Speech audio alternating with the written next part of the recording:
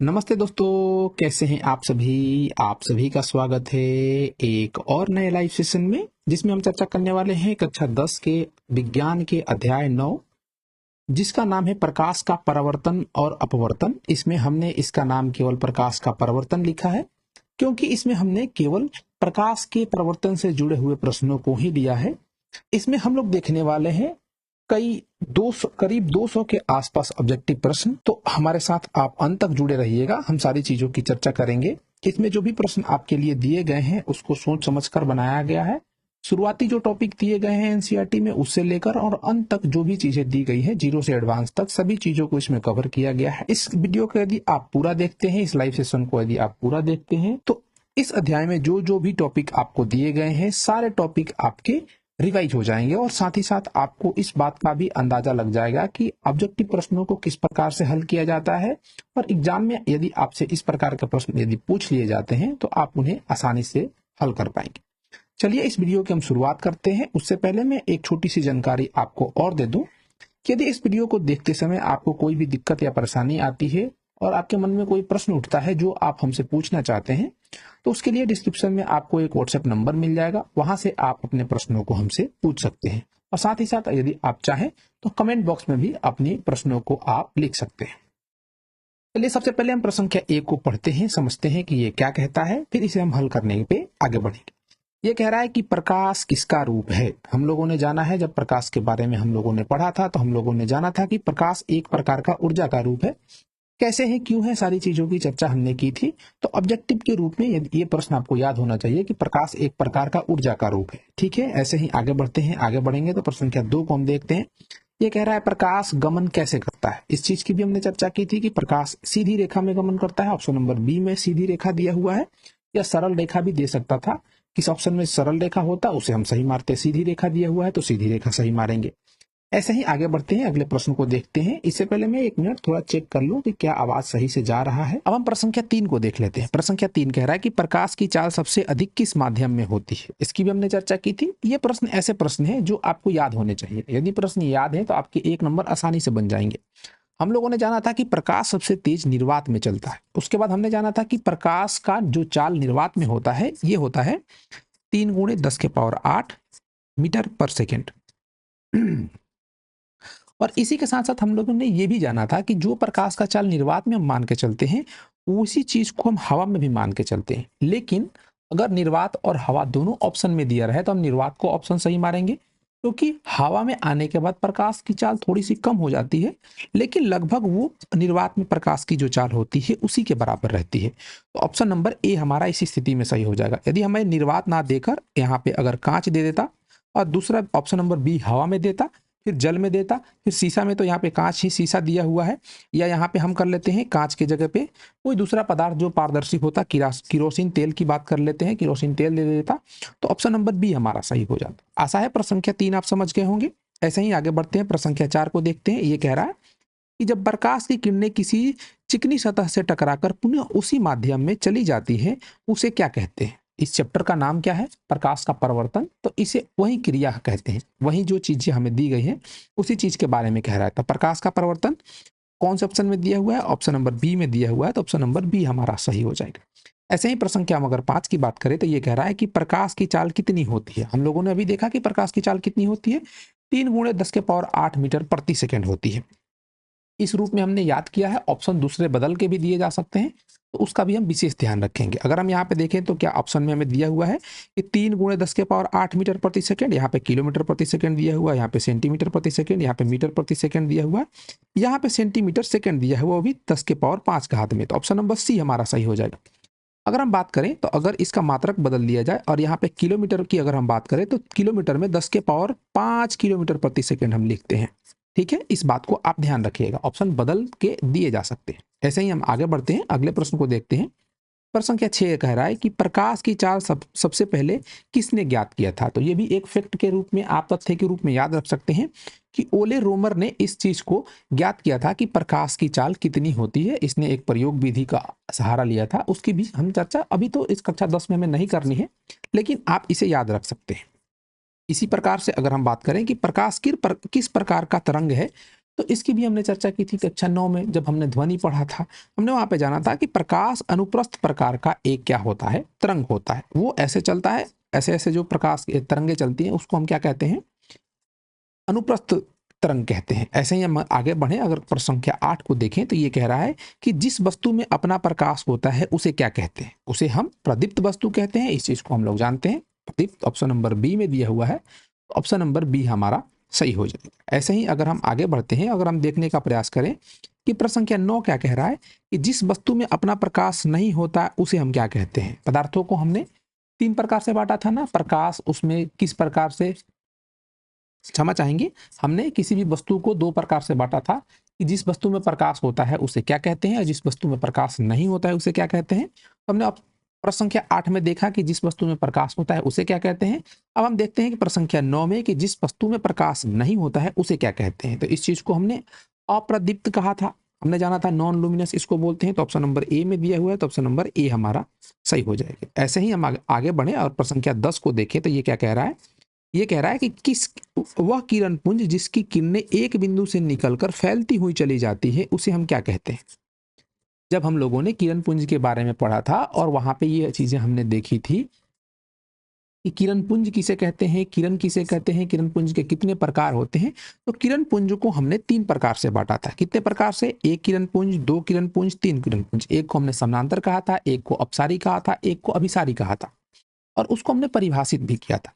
इसी प्रकार से इस प्रश्न में हमसे कह रहा है कि वह कौन सी किरण पुंज होगी जो एक बिंदु से निकलकर फैलती हुई चली जाएंगी, यानी कि इस प्रकार से होगी, एक बिंदु से निकलेगी और फैलती हुई चली जाएगी। इसका हमने क्या नाम दिया था, अपसारी नाम दिया था।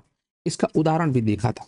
तो अपसारी ऑप्शन नंबर बी में दिया हुआ है, तो ऑप्शन नंबर बी हमारा सही हो जाएगा। ऐसे ही हम आगे बढ़ते हैं, अगले प्रश्न को देखते हैं। 11 नंबर प्रश्न क्या कह रहा है कि वह किरण पुंज जिसकी किरणें भिन्न भिन्न दिशाओं में आकर मिलती हैं उसे क्या कहते हैं। वह किरण पुंज जिसकी किरणें भिन्न भिन्न दिशाओं से आकर मिलती है, यानी एक बिंदु पर आकर मिलती है, उसे हम क्या कहते हैं। तो इसकी भी हमने चर्चा की थी।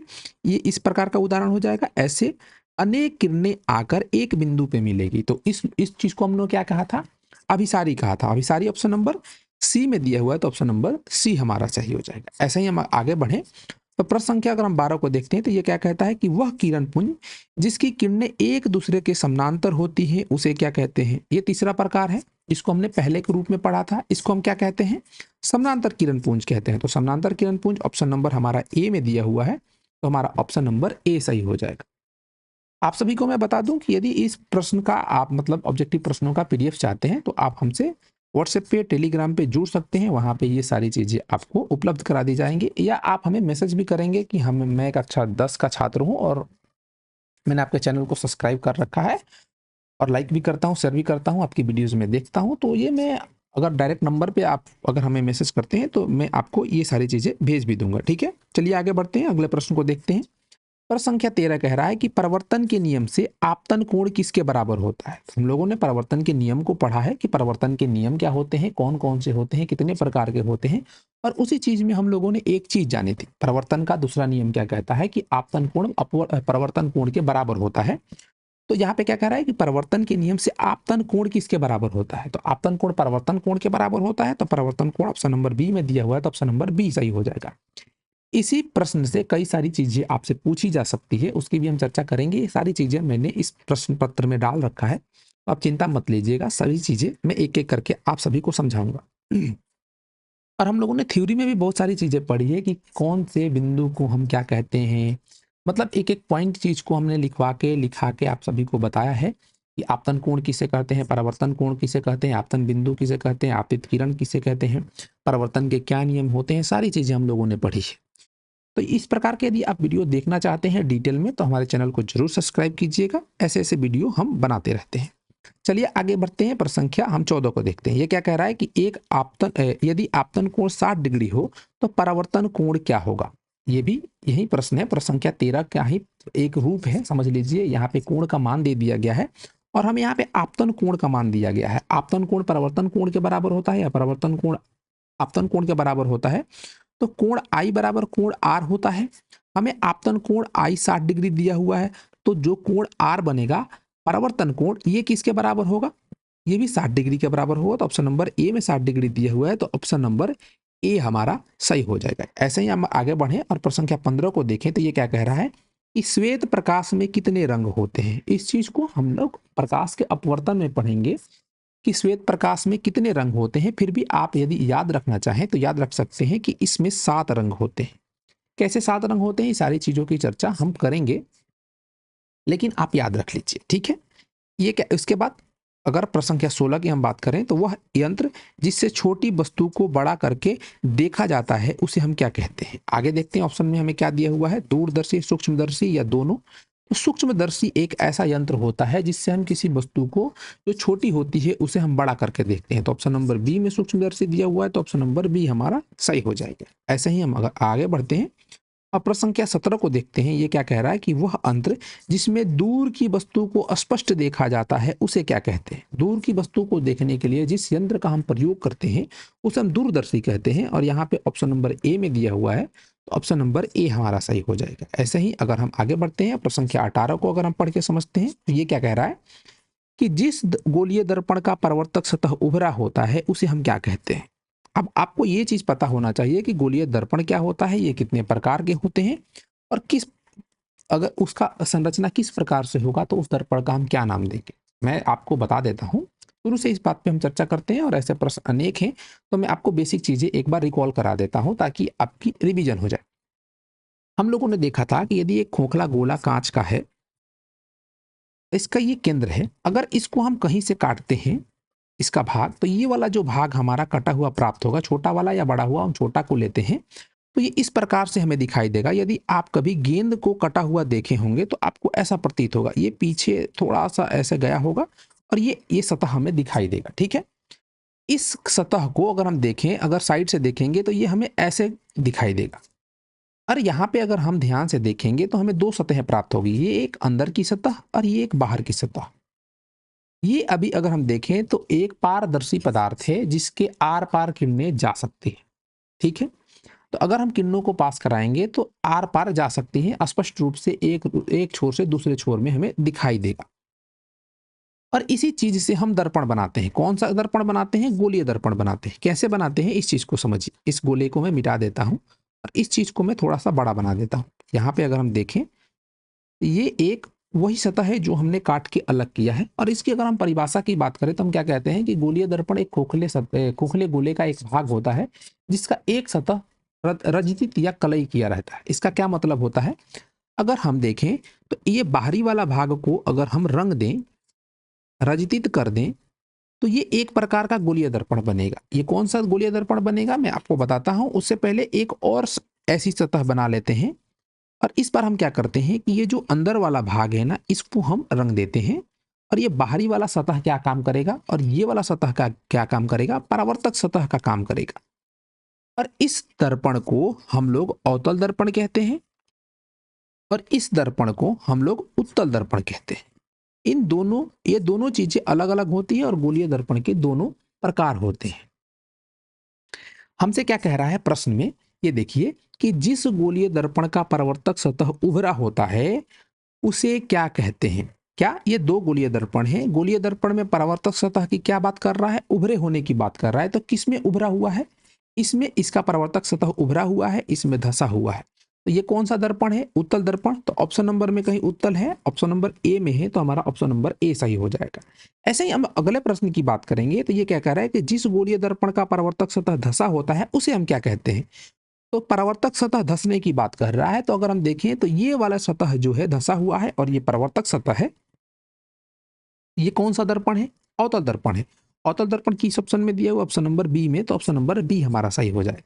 ऐसे ही आगे बढ़े, अगर हम 20 नंबर प्रश्न को देखें तो ये क्या कह रहा है, श्री स्टॉप स्टॉप, क्षमा करिएगा। अगले प्रश्न को देखते हैं। ये कह रहा है कि जिस दर्पण का परावर्तक सतह समतल होता है उसे हम क्या कहते हैं। ये भी एक दर्पण का प्रकार होता है जिसमें हम देखते हैं एक समतल दर्पण के बारे में, इसकी हमने चर्चा की है। इसमें क्या होता है, एक कांच होता है, समतल कांच होता है, जिसका परावर्तक जो सतह होता है एकदम समतल होता है, ना ही वक्र होता है और ना ही मतलब वक्र नहीं होता है, ये समझ लीजिए। और उसका एक भाग किधर भी, दोनों तरफ में से एक भाग अगर कलई कर दिया जाए तो एक भाग परावर्तक सतह के रूप में कार्य करेगा और इसे हम समतल दर्पण कहते हैं। तो ये क्या कह रहा है कि जिस दर्पण का परावर्तक सतह समतल होता है उसे हम क्या कहते हैं, समतल दर्पण, जो कि ऑप्शन नंबर सी में दिया हुआ है। ऐसे ही हम आगे बढ़ें, प्रश्न नंबर 21 को देखें तो ये कह रहा है कि जिस गोलीय दर्पण का उभरा हुआ भाग कलई होता है उसे हम क्या कहते हैं। देखिए, ये गोलीय दर्पण की बात कर रहा है और उभरा हुआ भाग कलई कहने की बात कर रहा है। इस चीज को मैंने आप सभी को समझाया ना। उभरा हुआ भाग इस दर्पण में कलई किया हुआ है। अगर हम देखें तो इस दर्पण का हम क्या नाम देंगे, अवतल दर्पण। हमने कहा अवतल दर्पण परिभाषित किया है, तो ये इस अवतल दर्पण किस ऑप्शन में दिया हुआ है, ऑप्शन नंबर बी में दिया हुआ है, तो ऑप्शन नंबर बी हमारा सही हो जाएगा। ऐसे ही हम बात करते हैं, किस दर्पण का उपयोग किसी वस्तु को छोटा या सीधा प्रतिबिंब बनाने में किया जाता है। क्या कह रहा है, किस दर्पण का उपयोग, प्रश्न को आप बार बार पढ़ के समझ सकते हैं कि प्रश्न क्या कह रहा है। ये जरूरी नहीं है कि आप प्रश्न को एक बार में पढ़िए और पढ़ के समझ जाइए। आप प्रश्नों को बार बार पढ़िए ताकि आपको प्रश्न अच्छे तरीके से समझ में आए। ठीक है, अगर हमें प्रश्न समझ में नहीं आ रहा है तो हम बार बार पढ़ेंगे। ये कह रहा है कि किस दर्पण का उपयोग किसी भी वस्तु का छोटा और सीधा प्रतिबिंब बनाने में किया जाता है। किस दर्पण का प्रयोग होता है, कौन ऐसा दर्पण है जो किसी वस्तु का सीधा और छोटा प्रतिबिंब बनाता है, इसकी जानकारी होनी चाहिए। इसकी जानकारी के लिए हमें कौन सा टॉपिक पता होना चाहिए, हमें पता होना चाहिए कि समतल दर्पण और गोलीय दर्पण, दोनों दर्पणों द्वारा किसी भी वस्तु का किस प्रकार से प्रतिबिंब बनाया जाता है। तो समतल दर्पण के बारे में हमने जाना है कि ये किसी भी वस्तु का अपने बराबर, यानी वस्तु के बराबर प्रतिबिंब बनाता है, छोटा नहीं बनाता है लेकिन सीधा बनाता है। तो समतल दर्पण तो हमारा नहीं ही होगा, समतल दर्पण हमारा नहीं होगा। फिर गोलीय दर्पण में हमने दो प्रकार देखे हैं, अवतल और उत्तल के बारे में। और अवतल दर्पण के बारे में हम लोगों ने ये जाना है कि ये किसी भी वस्तु का जब प्रतिबिंब बनाता है तो ये अलग अलग प्रकार से प्रतिबिंब बनाता है। वस्तु को अगर इसके सामने जो भी इसके बिंदु को हम लोग परिभाषित करते हैं, जैसे वक्रता केंद्र हो गया, ध्रुव हो गया, या अनंत हो गया, या फोकस हो गया, इनके बीच में या उसके ऊपर जब हम वस्तुओं को अलग अलग पोजीशन पे रखते हैं तो अलग अलग प्रकार से प्रतिबिंब बनाता है। ये वस्तु का सीधा भी प्रतिबिंब बनाता है, छोटा भी प्रतिबिंब बनाता है, उल्टा भी प्रतिबिंब बनाता है, बड़ा भी प्रतिबिंब बनाता है, या अलग अलग प्रकार से बनाता है। लेकिन किसी भी स्थिति में यह वस्तु का छोटा और सीधा प्रतिबिंब नहीं बनाता, बड़ा और सीधा बनाता है लेकिन छोटा और सीधा नहीं बनाता, तो ये भी गलत हो जाएगा। और हम लोगों ने तीसरी चीज उत्तल दर्पण के बारे में पढ़ी है कि उत्तल दर्पण के सामने वस्तु को हम अलग अलग स्थानों पर रखते हैं तो ये किस प्रकार से प्रतिबिंब बनाता है। और वहां पे हम लोगों ने इस बात की चर्चा की है कि उत्तल दर्पण किसी भी वस्तु का हमेशा सीधा प्रतिबिंब बनाता है, यानी काल्पनिक बनाता है, और ये वस्तु से हमेशा छोटा बनाता है। इसी कारण से इसे हम गाड़ियों के मतलब पीछे देखने के लिए गाड़ियों का साइड मिरर के रूप में इसका हम इस्तेमाल करते हैं। तो ऑप्शन नंबर में किसमें उत्तल दर्पण दिया हुआ है उसका हम आंसर सही कर दें। ऑप्शन नंबर ए में दिया हुआ है तो ऑप्शन नंबर ए हमारा सही हो। आप आशा है कि आप समझ गए होंगे कि प्रश्नों को किस प्रकार से हल करना है और ये प्रश्न आप सभी को समझ में आया होगा। चलिए हम आगे बढ़ते हैं और प्रश्न संख्या 23 को देखते हैं। ये क्या कह रहा है कि मोटर गाड़ी के साइड मिरर में किस दर्पण का उपयोग किया जाता है। हमने देखा अभी कि उत्तल दर्पण का प्रयोग किया जाता है और कारण भी देखा कि किस लिए किया जाता है। हमने जाना ये किसी भी वस्तु का छोटा प्रतिबिंब बनाता है, सीधा प्रतिबिंब बनाता है। उत्तल दर्पण यही तो बात किया कि छोटा और सीधा बनाता है। और साथ ही साथ हमने ये देखा कि क्यों बनाता है। इस चीज की भी हम चर्चा करेंगे आगे चल के। चलिए इसका हम ऑप्शन देख लेते हैं कि ऑप्शन नंबर कौन सा सही हो जाएगा हमारा। ऑप्शन नंबर ए में उत्तल दिया हुआ है तो ऑप्शन नंबर ए हमारा सही हो जाएगा। इसके बाद 24 नंबर प्रश्न की हम बात कर लेते हैं। ये क्या कह रहा है, चिकित्सा क्षेत्र में किस दर्पण का उपयोग या प्रयोग किया जाता है। तो करने को तो अनेक दर्पणों का प्रयोग किया जा सकता है लेकिन मुख्य रूप से अवतल दर्पण का प्रयोग किया जाता है। डॉक्टर कान, नाक या गले की चीजों को देखने के लिए अवतल दर्पण का प्रयोग करते हैं, क्योंकि अवतल दर्पण किसी वस्तु का एक ऐसी स्थिति होती है जिसको वस्तु को यदि हम उसके ध्रुव और फोकस के बीच में रखते हैं तो वस्तु का बड़ा और सीधा प्रतिबिंब बनाता है। बड़ा दिखने के लिए दर्पण का अवतल दर्पण का डॉक्टर प्रयोग करते हैं। चलिए आगे बढ़ते हैं, अगले प्रश्न को भी देख लेते हैं। दाढ़ी बनाने में किस प्रकार का दर्पण का प्रयोग किया जाता है। तो इसमें भी अवतल दर्पण का प्रयोग किया जाता है। क्यों किया जाता है, क्योंकि अवतल दर्पण में यदि किसी वस्तु को इसके सामने यदि हम इसके फोकस और ध्रुव के बीच में रखते हैं तो ये वस्तु का बड़ा और सीधा प्रतिबिंब बनाता है। इसलिए अवतल दर्पण का प्रयोग हम हजामती दर्पण या दाढ़ी बनाने के लिए करते हैं, ताकि जो भी दाढ़ी और बाल वगैरह हैं ये हमें थोड़े बड़े बड़े दिखाई दे, जिसे काटने में या देखने में हमें आसानी रहे। साथ ही साथ अगर सैलून की बात करें तो सैलून में समतल दर्पण का भी प्रयोग किया जाता है। समतल दर्पण का कहाँ प्रयोग किया जाता है? आप लोग अगर सैलून में गए होंगे किसी अच्छे सैलून में बाल कटवाने के लिए, तो आप लोगों ने देखा होगा कि जो सामने दर्पण लगा रहता है, कुर्सी पे चेयर पे हम बैठते हैं और सामने हमें दिखाई देता है, वो अवतल दर्पण होता है। उसमें हमारा तस्वीर थोड़ा सा बड़ा दिखाई देता है, आप लोगों ने ऐसा अनुभव किया होगा। और साथ ही साथ जब बाल काट कर आपका बार्बर सेट कर देता है, तो पीछे से एक छोटे से दर्पण में आपको आपका बाल दिखाता है कि क्या सही कटा है, नहीं कटा है, साइड से, आगे से, पीछे सारी चीजें आपको दिखाता है। तो वो समतल दर्पण होता है। ठीक है, आशा है कि आप समझ गए होंगे। चलिए हम आगे बढ़ते हैं, अगले प्रश्न को देखते हैं। अगला प्रश्न क्या कह रहा है कि मोटर गाड़ी के हेडलाइट में किस दर्पण का प्रयोग किया जाता है? अब देखिए यहाँ पे हम दर्पण के प्रयोग और दर्पण द्वारा जो भी प्रतिबिंब बनता है उसकी चर्चा कर रहे हैं।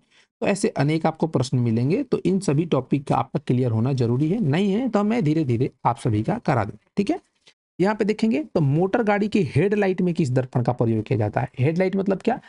हेडलाइट जो गाड़ी के आगे लगा रहता है, जिसमें बल्ब लगा रहता है, और बल्ब क्या करता है, आगे हमें आगे की चीजों को देखने में मदद करता है, उससे जब प्रकाश निकलता है तब। तो वहां पे किस दर्पण का प्रयोग होता है ये हमसे पूछ रहा है। तो यहाँ पे अवतल दर्पण का प्रयोग होता है। क्यों होता है? क्योंकि अनंत से जो आने वाली किरणें होती हैं, सॉरी क्षमा कीजिएगा, अवतल दर्पण में ये अवतल दर्पण हो गया, और इसके फोकस पे, यहाँ पे जो फोकस कहीं होगा, तो इसके फोकस या फोकस के अंदर इसको क्या रखा लगा रहता है? बल्ब लगा रहता है। बल्ब, ये अगर मतलब बल्ब हो गया तो यहाँ पे अवतल दर्पण एक लगा दिया जाता है, यहाँ पे कहीं पे बल्ब लगा दिया जाता है, और जब ये जलता है तो ये प्रकाश की किरणें इधर जाती हैं और परावर्तित होके ऐसे फैलती हुई चली जाती हैं। क्या होती है? परावर्तित होकर फैलती हैं, जिससे हमें ज्यादा क्षेत्र, आगे का जो व्यू है ज्यादा दिखाई देता है। इसलिए हम आगे गाड़ी के हेडलाइट में अवतल दर्पण का प्रयोग करते हैं। ऐसे ही अगर हम आगे बढ़े और प्रश्न संख्या 27 को देखें तो ये क्या कह रहा है कि दर्पण के लंबाई को क्या कहते हैं? किस दर्पण के लंबाई को? गोलीय दर्पण की लंबाई की यहाँ पे बात कर रहा है। तो कौन सी लंबाई? हम देखे हैं कि ये खोखले गोले का गोलीय दर्पण एक भाग होता है, यहाँ से कहीं से इसको हम काट के निकालते हैं, ये वाला भाग हमें ऐसे दिखाई देता है, गोले के रूप में दिखाई देता है। सामने से अगर देखते हैं तो ऐसे दिखाई देता है, और पीछे ये थोड़ा सा धंसा, अगर उधर से देखेंगे तो थोड़ा सा हमें उठा हुआ दिखाई देगा, और पीछे का भाग अगर कलई किया हुआ है, इसको हम मान के चलते हैं कि अवतल दर्पण है। तो ये किस लंबाई की बात कर रहा है? ये वाला जो लंबाई है, ये, इसको हम क्या कहते हैं? आप सभी को ये ज्ञात होना चाहिए कि जो दर्पण होता है इसके लंबाई को, उसको हम द्वारक कहते हैं। आप इस चीज को याद रखिएगा, परीक्षा में ऐसा प्रश्न आपसे 1 नंबर के रूप में पूछ देगा, और आप हो सकता है कि इसको गलत करके आ जाए। कुछ नहीं, इसको ना ही मुख्य अक्ष कहते हैं, ना ही ध्रुव कहते हैं, इसको हम द्वारक के नाम से जानते हैं। चलिए हम आगे बढ़ते हैं, अगले प्रश्न को देखते हैं। ये कह रहा है कि वह रेखा जो वक्रता केंद्र और ध्रुव से होकर गुजरता है उसे हम क्या कहते हैं? ये एक दर्पण हो गया। हम मान लेते हैं कि ये एक क्या है? गोलीय दर्पण है, और गोलीय दर्पण में हम इसे एक अवतल दर्पण बना लेते हैं। हम जानते हैं कि ये बीच का भाग, यहाँ पे दर्पण में कहीं बीच का भाग होगा, इसको हम ध्रुव कहते हैं, जिसको पी से निरूपित करते हैं। ये जिस खोखले गोले का भाग होता है उसके केंद्रक को हम वक्रता केंद्र कहते हैं। और इसको मिलाने वाली रेखा के हमसे के बारे में पूछ रहा है कि इसको मिलाने वाली रेखा को हम क्या कहते हैं। तो इस चीज को हम लोगों ने परिभाषित किया था कि इन दो बिंदुओं को मिलाने वाली रेखा को हम मुख्य अक्ष या प्रधान अक्ष कहते हैं। तो जिस ऑप्शन में भी मुख्य अक्ष या प्रधान अक्ष दिया रहेगा वो हमारा ऑप्शन सही हो जाएगा। इसको हम सी से निरूपित करते हैं, इसे वक्रता केंद्र कहते हैं। और इसके बीच की जो दूरी होते हैं उसको हम कैपिटल आर से निरूपित करते हैं, और वक्रता त्रिज्या कहते हैं। ये खोखले गोले का ही त्रिज्या होता है। ठीक है, ऐसे ही अगर हम आगे बढ़े, अगर बात करें 29 नंबर प्रश्न की, ये कह रहा है कि वक्रता केंद्र और ध्रुव के मध्य जो बिंदु होता है उसे हम क्या कहते हैं? यहाँ पे अगर हम देखें तो वक्रता केंद्र और ध्रुव के बीच में एक बिंदु होती है। कौन सी बिंदु होती है? हमें नहीं पता, लेकिन कैसे जानेंगे कि इसे क्या कहते हैं? क्योंकि हम लोगों ने पढ़ा है। अब देखिए यहाँ पे हम लोगों ने इसको कैसे परिभाषित किया था, अब इस चीज की हम चर्चा कर लेते हैं।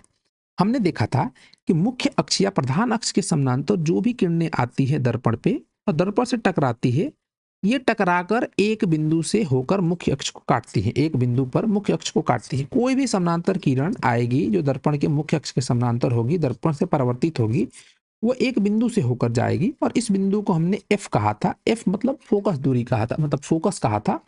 और इसके और ध्रुव के बीच की दूरी को हमने स्मॉल एफ फोकस दूरी से निरूपित किया था।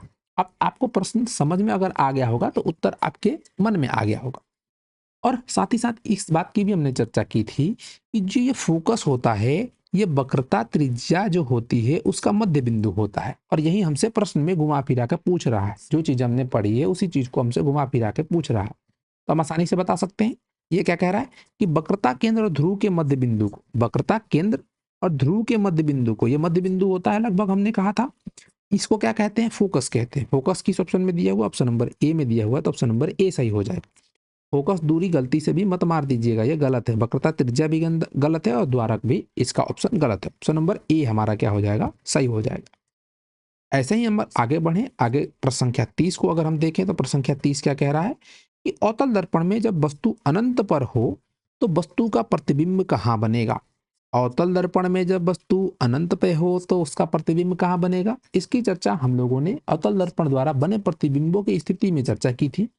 और आप सभी को याद होगा, नहीं याद होगा तो मैं आप सभी को याद दिला दूंगा। यहाँ पे देख भी लेते हैं, ये क्या है, हम एक अवतल दर्पण बना लेते हैं, इसको एक हम अवतल दर्पण करते हैं, इसका उभरा हुआ भाग कलई कर देते हैं, या और यहाँ पे देखेंगे तो इसका धंसा हुआ भाग परावर्तक सतह के रूप में काम करेगा। ये मध्य भाग बीच का ध्रुव कहलाएगा और ध्रुव से एक रेखा जाएगी, ये मुख्य अक्ष कहलाएगी। यहाँ पे हम इसका वक्रता केंद्र ले लेते हैं, इसका ये फोकस होगा बीच का बिंदु फोकस होगा। अभी हम लोगों ने ऊपर देखा और इसको हम समझे भी हैं कि कैसे ये फोकस कहलाता है, इसको हमने कैसे परिभाषित किया था, ठीक है। अब देखिए ये क्या कह रहा है कि अवतल दर्पण में जब वस्तु अनंत पर हो, अनंत क्या होगा, ये वक्रता केंद्र के बाद वाली जो दूरियां होंगी, कुछ दूरी के बाद जो भी दूरी होगी वो अनंत कहलाएगी। बहुत दूर, अनंत मतलब बहुत दूर, बहुत दूर से जो भी प्रकाश किरणें आती हैं हम क्या कहते हैं उन्हें, उनके समूह को किरण पुंज कहते हैं। और वो किस प्रकार का होता है, समानांतर होता है। तो जो भी किरणें होंगी ये मुख्य अक्ष के समानांतर मानी जाएगी और ऐसे आएंगी दर्पण से टकराएंगी, परावर्तित होगी और फोकस होकर निकल जाएगी। ऐसे भी दूसरी किरण आएगी, परावर्तित होगा, मुख्य फोकस से निकल जाएगी। ऐसे ही अगर नीचे से भी कोई किरणें ऐसे आती हैं, दर्पण से परावर्तित होकर इस बिंदु से निकल जाएंगी और ये किरणें एक दूसरे को जहां पे काटेंगी वहीं पे तो प्रतिबिंब बनेगा। हमसे पूछ रहा है कि कहाँ पे प्रतिबिंब बनेगा, तो यह कहाँ पे एक दूसरे को काट रही है, फोकस पे काट रही है, तो इसका प्रतिबिंब कहाँ बनेगा, फोकस पे बनेगा। देखते हैं कि कहीं पे लिखा हुआ है क्या, ध्रुव पे बनेगा। ये किरणें ध्रुव पे जाएंगी क्या, जा सकती हैं डायरेक्ट, लेकिन परिवर्तित होके नहीं जाएंगी। परिवर्तित होके जाकर जहां कटेंगी वहीं पे तो प्रतिबिंब बनेगा। तो ध्रुव हमारा गलत हो जाएगा, फोकस पे सही होगा। अनंत पे बनेगा, अनंत से तो आ रही है खुद, तो अनंत पे नहीं बनेगा, ये भी गलत हो जाएगा। फोकस और ध्रुव के बीच में बनेगा, यहाँ पे बीच कर लीजिएगा। तो क्या फोकस और ध्रुव के बीच में बन रहा है, बिल्कुल नहीं, तो ये भी ऑप्शन गलत हो जाएगा। ऑप्शन नंबर ए हमारा सही हो जाएगा। आशा है कि ये 30 प्रश्न आप सभी को समझ में आए होंगे। इसके आगे जो भी प्रश्न दिए हुए हैं इन सभी प्रश्नों को हम अगले सेशन में देखेंगे।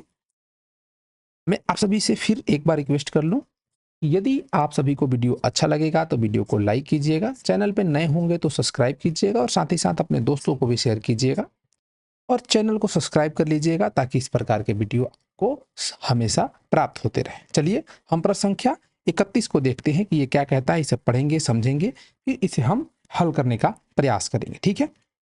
ये कह रहा है कि अवतल दर्पण में जब वस्तु वक्रता केंद्र पर स्थित हो तो उसका प्रतिबिंब कहाँ बनता है। हम लोगों ने इस चीज की चर्चा की है कि जब भी कभी दर्पण, अवतल दर्पण किसी वस्तु का प्रतिबिंब बनाता है तो किस प्रकार से बनाता है, कहाँ पे वस्तु को रखेंगे तो कहाँ पे उसका प्रतिबिंब प्राप्त होगा, इस चीज की चर्चा की है। फिर भी इस प्रश्न को हम एक बार चित्र बना के देख लेते हैं कि ये प्रश्न क्या कह रहा है और इसका उत्तर क्या होगा।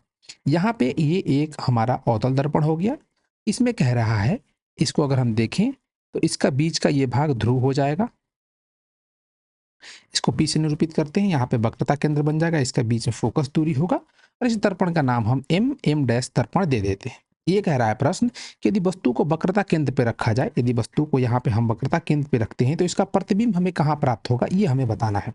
तो बताने के लिए हम किरण आरेख खींचेंगे, यहाँ से प्रकाश की किरणें निकलेंगी, परावर्तन दर्पण से परिवर्तित होंगी और ऐसे फोकस से होकर गुजर जाएंगी। इसी प्रकार से अगर हम एक और प्रकाश किरण लेने का प्रयास करें जो कि फोकस से होकर जाएगी, दर्पण से परावर्तित होगी और इसके मुख्य अक्ष के समानांतर ऐसे होती हुई निकल जाएगी। ये किरण ऐसे जाएगी, ऐसे परावर्तित होकर फोकस से आएगी और ये किरण फोकस से होती हुई जाएगी, दर्पण से परावर्तित होकर मुख्य अक्ष के समानांतर निकल जाएगी।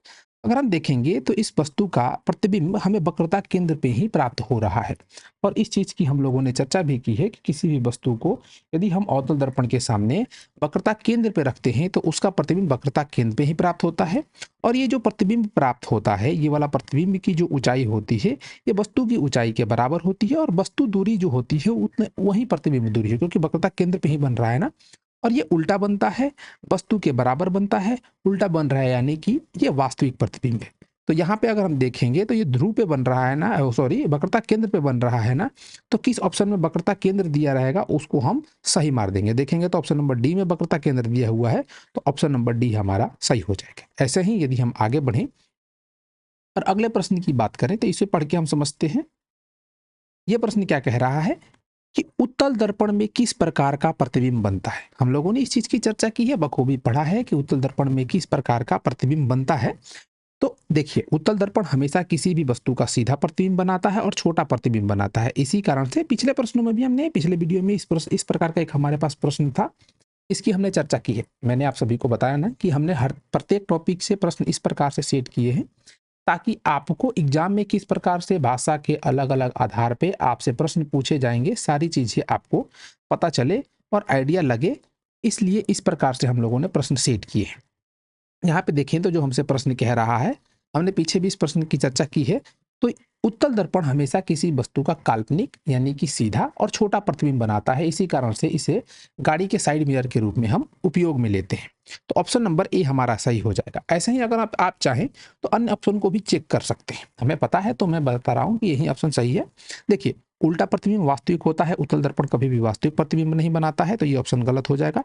सीधा प्रतिबिंब और बड़ा, उत्तल दर्पण कभी भी बड़ा प्रतिबिंब नहीं बनाता है, सीधा तो बनाता है, ये भी ऑप्शन गलत हो जाएगा। और साथ ही साथ उल्टा और बड़ा, उल्टा होगा तो वास्तविक हो जाएगा और बड़ा भी नहीं बनाता, तो ये भी ऑप्शन गलत हो जाएगा। ऐसे ही हम आगे बढ़ते हैं, अगले प्रश्न को पढ़ के समझते हैं कि ये क्या कहता है। ये कह रहा है कि अवतल दर्पण में कैसा प्रतिबिंब बनता है। अवतल दर्पण काल्पनिक और वास्तविक दोनों प्रकार का प्रतिबिंब बनाता है, इस चीज की हमने चर्चा की है।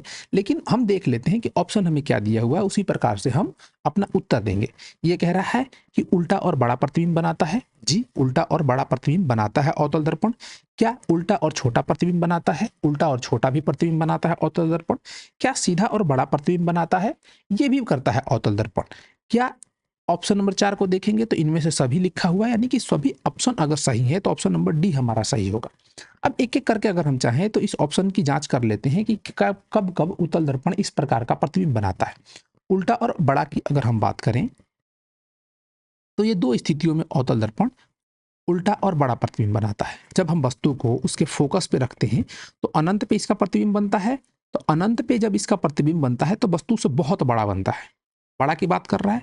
यदि हम फोकस और वक्रता केंद्र के बीच में कहीं वस्तु को अगर हम रखते हैं यहाँ पे, तो भी ये अनंत और वक्रता केंद्र के बीच में वस्तु का बड़ा प्रतिबिंब बनाता है, वस्तु से बड़ा बनता है। ठीक है। ऐसे ही सीधा और बड़ा की बात करें तो फोकस और ध्रुव के बीच में जब हम वस्तु को रखते हैं तो वस्तु का प्रतिबिंब दर्पण के पीछे सीधा बनता है और बड़ा बनता है। सीधा प्रतिबिंब हमेशा काल्पनिक होता है। तो ये तीनों स्थितियां जो हमें ऑप्शन नंबर ए, बी और सी में दी हुई हैं, सभी सही हैं, अर्थात ऑप्शन नंबर डी हमारा सही हो जाएगा। आशा है कि ये प्रश्न आप सभी को समझ में आ रहे हैं। चलिए अगले प्रश्न को देखते हैं कि अगला प्रश्न क्या कहता है। अगला प्रश्न कह रहा है कि किसी बिंदु से चलने वाली प्रकाश की किरणें दर्पण से परावर्तन के बाद जिस बिंदु पर मिलती है उसे क्या कहते हैं। क्या कहते हैं, ऑप्शन को देखते हैं। ऑप्शन में कह रहा है कि वास्तविक प्रतिबिंब कहते हैं, काल्पनिक प्रतिबिंब कहते हैं, या दोनों कहते हैं, या इनमें से कोई नहीं कहते हैं। तो आप ध्यान करिए कि प्रतिबिंब को हम लोगों ने किस प्रकार से परिभाषित किया था। हमने क्या देखा था कि किसी भी वस्तु का प्रतिबिंब को जब हमें परिभाषित करना होता है तो हम क्या कहते हैं। एक मिनट, मैं अपना थोड़ा सा देखूं, मुझे लग रहा है कि बफरिंग कर रहा है। नहीं, चलिए ठीक है, बफरिंग नहीं कर रहा। हाँ ठीक है, मुझे लगा कि बफरिंग कर रहा है क्योंकि मेरे को स्क्रीन पे दिख रहा है गोल गोल चक्कर घूम रहा है। हो सकता है कि इंटरनेट सही नहीं चल रहा हो तो बफरिंग हो सकता है। चलिए ठीक चल रहा है, कोई दिक्कत वाली बात नहीं है। हम एक काम करते हैं, हमने जो प्रश्न पढ़ा है, मैं जो चीजें बता रहा था उसकी एक बार फिर से चर्चा कर लेते हैं। प्रश्न कह रहा है कि किसी बिंदु से चलने वाली जो प्रकाश किरणें होती हैं दर्पण से परावर्तन के बाद जिस बिंदु पे मिलती है उसे हम क्या कहते हैं। ऑप्शन में प्रतिबिंब की बात कर रहा है। तो हम लोगों ने जाना है कि जो वास्तविक प्रतिबिंब होता है जिसे हम पर्दे पे प्राप्त कर सकते हैं, और ये दो किरणों के वास्तविक कटान से बनता है, यानी कि दो किरणें जो वास्तव में आपस में मिलती हैं तो वास्तविक प्रतिबिंब बनता है, तो ऑप्शन नंबर ए हमारा सही हो जाएगा। क्या काल्पनिक प्रतिबिंब सही नहीं होगा? जी नहीं, काल्पनिक प्रतिबिंब सही नहीं होगा। काल्पनिक प्रतिबिंब जब भी बनता है दो वस्तुओं के, मतलब दो किरणों के, ऐसा लगता है कि दो किरणें वहां पे आके मिल रही हैं लेकिन वास्तव में वहां पे नहीं मिलती हैं, इसलिए काल्पनिक प्रतिबिंब नहीं होगा। ऐसे ही अगले प्रश्न की अगर हम बात करें तो ये कह रहा है कि किसी बिंदु से चलने वाली प्रकाश की किरणें दर्पण से परावर्तन के बाद जिस बिंदु पर मिलती हुई मालूम पड़ती है उसे क्या कहते हैं? तो इस स्थिति में काल्पनिक प्रतिबिंब सही होगा, वास्तविक नहीं होगा। क्या यहाँ पे वास्तविक सही नहीं हो सकता? नहीं, वास्तविक प्रतिबिंब हमेशा किरणों के वास्तविक कटान से बनता है, लेकिन काल्पनिक प्रतिबिंब वास्तविक कटान से ना बनकर ऐसा महसूस होता है कि वहां पे किरणें मिल रही हैं लेकिन वास्तव में नहीं मिल रही होती है। तो इसमें ऑप्शन नंबर बी सही हो जाएगा, इसमें ऑप्शन नंबर ए सही हो जाएगा।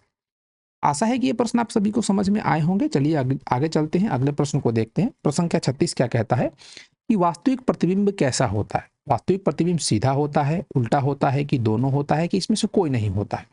हम सभी ने चर्चा किया है कि वास्तविक प्रतिबिंब हमेशा उल्टा बनता है, तो ऑप्शन नंबर बी हमारा सही हो जाएगा। क्या वास्तविक प्रतिबिंब सीधा नहीं बनता? बिल्कुल नहीं, कभी भी वास्तविक प्रतिबिंब सीधा नहीं बन सकता। जो प्रतिबिंब सीधा होगा वो काल्पनिक होगा और जो उल्टा होगा वो वास्तविक होगा। ऐसे ही अगले प्रश्न में हमें दिया हुआ है कि काल्पनिक प्रतिबिंब कैसा बनता है? तो काल्पनिक प्रतिबिंब हमेशा सीधा बनता है, तो ऑप्शन नंबर ए हमारा सही हो जाएगा। ऐसे ही अगर हम आगे बढ़ें तो 38 नंबर प्रश्न को देखें। ये कह रहा है कि उत्तल दर्पण की फोकस दूरी कैसी होती है? उत्तल दर्पण क्या होता है भाई? एक गोलीय दर्पण होता है। अगर हम यहाँ पे देखें तो उत्तल दर्पण का जो धंसा हुआ भाग होता है वो कलई किया रहता है और उठा हुआ भाग परावर्तक सतह के रूप में काम करता है। अगर यहाँ पे हम इसका मुख्य अक्ष बनाने की कोशिश करें तो यहाँ पे इसका कहीं ध्रुव होगा, यहाँ पे इसका वक्रता केंद्र होगा, यहाँ पे इसका फोकस होगा। ये क्या कह रहा है? फोकस दूरी इसकी कैसी होती है? फोकस दूरी को हम देखें तो फोकस दूरी इधर है, दर्पण के पीछे है। और हम लोगों ने चिन्ह परिपाटी में इस चीज की चर्चा किया है कि यहाँ पे यदि हम एक चिन्ह परिपाटी बनाएं, एक निर्देशांक ज्यामिति या एक निर्देशांक सतह बनाने का हम प्रयास करें, जिसमें हम इसके ध्रुव को क्या मानेंगे? मूल बिंदु मानेंगे। ये वाई वाई डैश अक्ष हो जाएगा और ये एक्स एक्स डैश अक्ष हो जाएगा। तो हम जानते हैं कि प्रकाश की किरण की जो दिशा होती है उधर मापी गई सभी दूरियां धनात्मक होती हैं, इसके विपरीत दिशा में मापी गई दूरियां ऋणात्मक होती है और इधर धनात्मक होती है। आप इस चीज को ऐसे मत समझ लीजिएगा कि इस रेखा के इधर की दूरी धनात्मक होती है, बिल्कुल नहीं। ऐसा हो सकता है लेकिन इस रेखा के इधर की दूरी ऋणात्मक होगी, ऐसा भी नहीं हो सकता। ठीक है, आप इस चीज को समझिए कि प्रकाश जिस दिशा में अपनी दूरी तय करेगा, जिस दिशा में वो जाएगा, उधर जो भी दूरी होगी दर्पण के बाद, ये जो मूल बिंदु होगा यहां भी हो सकता है, यहां भी हो सकता है, कोई दिक्कत वाली बात नहीं है। लेकिन हमने यहाँ पे क्या कहा कि हम ध्रुव को मूल बिंदु मान रहे हैं, तो इस रेखा और इस रेखा से हमें कोई लेना देना नहीं होना चाहिए, बस हम एक रेफरेंस के रूप में इन रेखाओं को खींच रहे हैं। ठीक है, यहाँ पे देखेंगे तो ये प्रकाश की दिशा में है, तो ये फोकस भी प्रकाश की दिशा में है, वक्रता केंद्र भी प्रकाश की दिशा में है, तो इधर की मापी गई सभी दूरियां इस दिशा की धनात्मक होगी। हमसे क्या प्रश्न पूछ रहा है कि उत्तल दर्पण का फोकस दूरी कैसा होता है? उत्तल दर्पण का फोकस दूरी धनात्मक होगा, धनात्मक ऑप्शन नंबर ए में दिया हुआ है, तो ऑप्शन नंबर ए हमारा सही हो जाएगा। ऐसे ही अगर हम आगे बढ़ेंगे तो हमसे कह रहा है कि अवतल दर्पण की फोकस दूरी कैसी होती है? हम लोग जानते हैं कि ये अवतल दर्पण होता है, ये गोलीय दर्पण होता है जिसका उभरा हुआ भाग कलई होता है, धंसा हुआ भाग परावर्तक सतह के रूप में काम करता है। ये इसका ध्रुव होगा, यहाँ पे इसका कहीं वक्रता केंद्र होगा, यहाँ पे इसका कहीं फोकस होगा। और अगर हम चिन्ह परिपाटी की बात करें, ध्रुव को मुख्य अक्ष मानते हुए, मूल बिंदु मानते हुए एक अक्ष खींचे, X X dash Y Y dash, तो यहाँ पे हम क्या पाएंगे? ये ध्रुव है ना, तो इस दिशा में किरणें जाएंगी, इस दिशा में किरणें जा रही हैं, तो इधर की मापी गई दूरियां धनात्मक होगी। तो ध्रुव से अगर हम इधर की दूरी देखें तो ये दूरी धनात्मक होगी और ये सभी दूरियां क्या होगी? ऋणात्मक होगी, और ऋणात्मक दिशा में ही हमारा फोकस है। तो अवतल दर्पण की फोकस दूरी क्या हो जाएगी? ऋणात्मक हो जाएगी। ऑप्शन नंबर बी में दिया हुआ, तो ऑप्शन नंबर बी हमारा सही हो जाएगा। इस चीज को आपको याद कर लेना चाहिए, ताकि क्योंकि इस प्रकार के प्रश्न डायरेक्ट ऑब्जेक्टिव के रूप में 1 नंबर में आते हैं, कभी कभी लिखने के लिए भी बोल दिया जाता है और एक्सप्लेन करने के लिए भी बोल दिया जाता है, तो वहां भी इस चीज का आप ध्यान रखिएगा।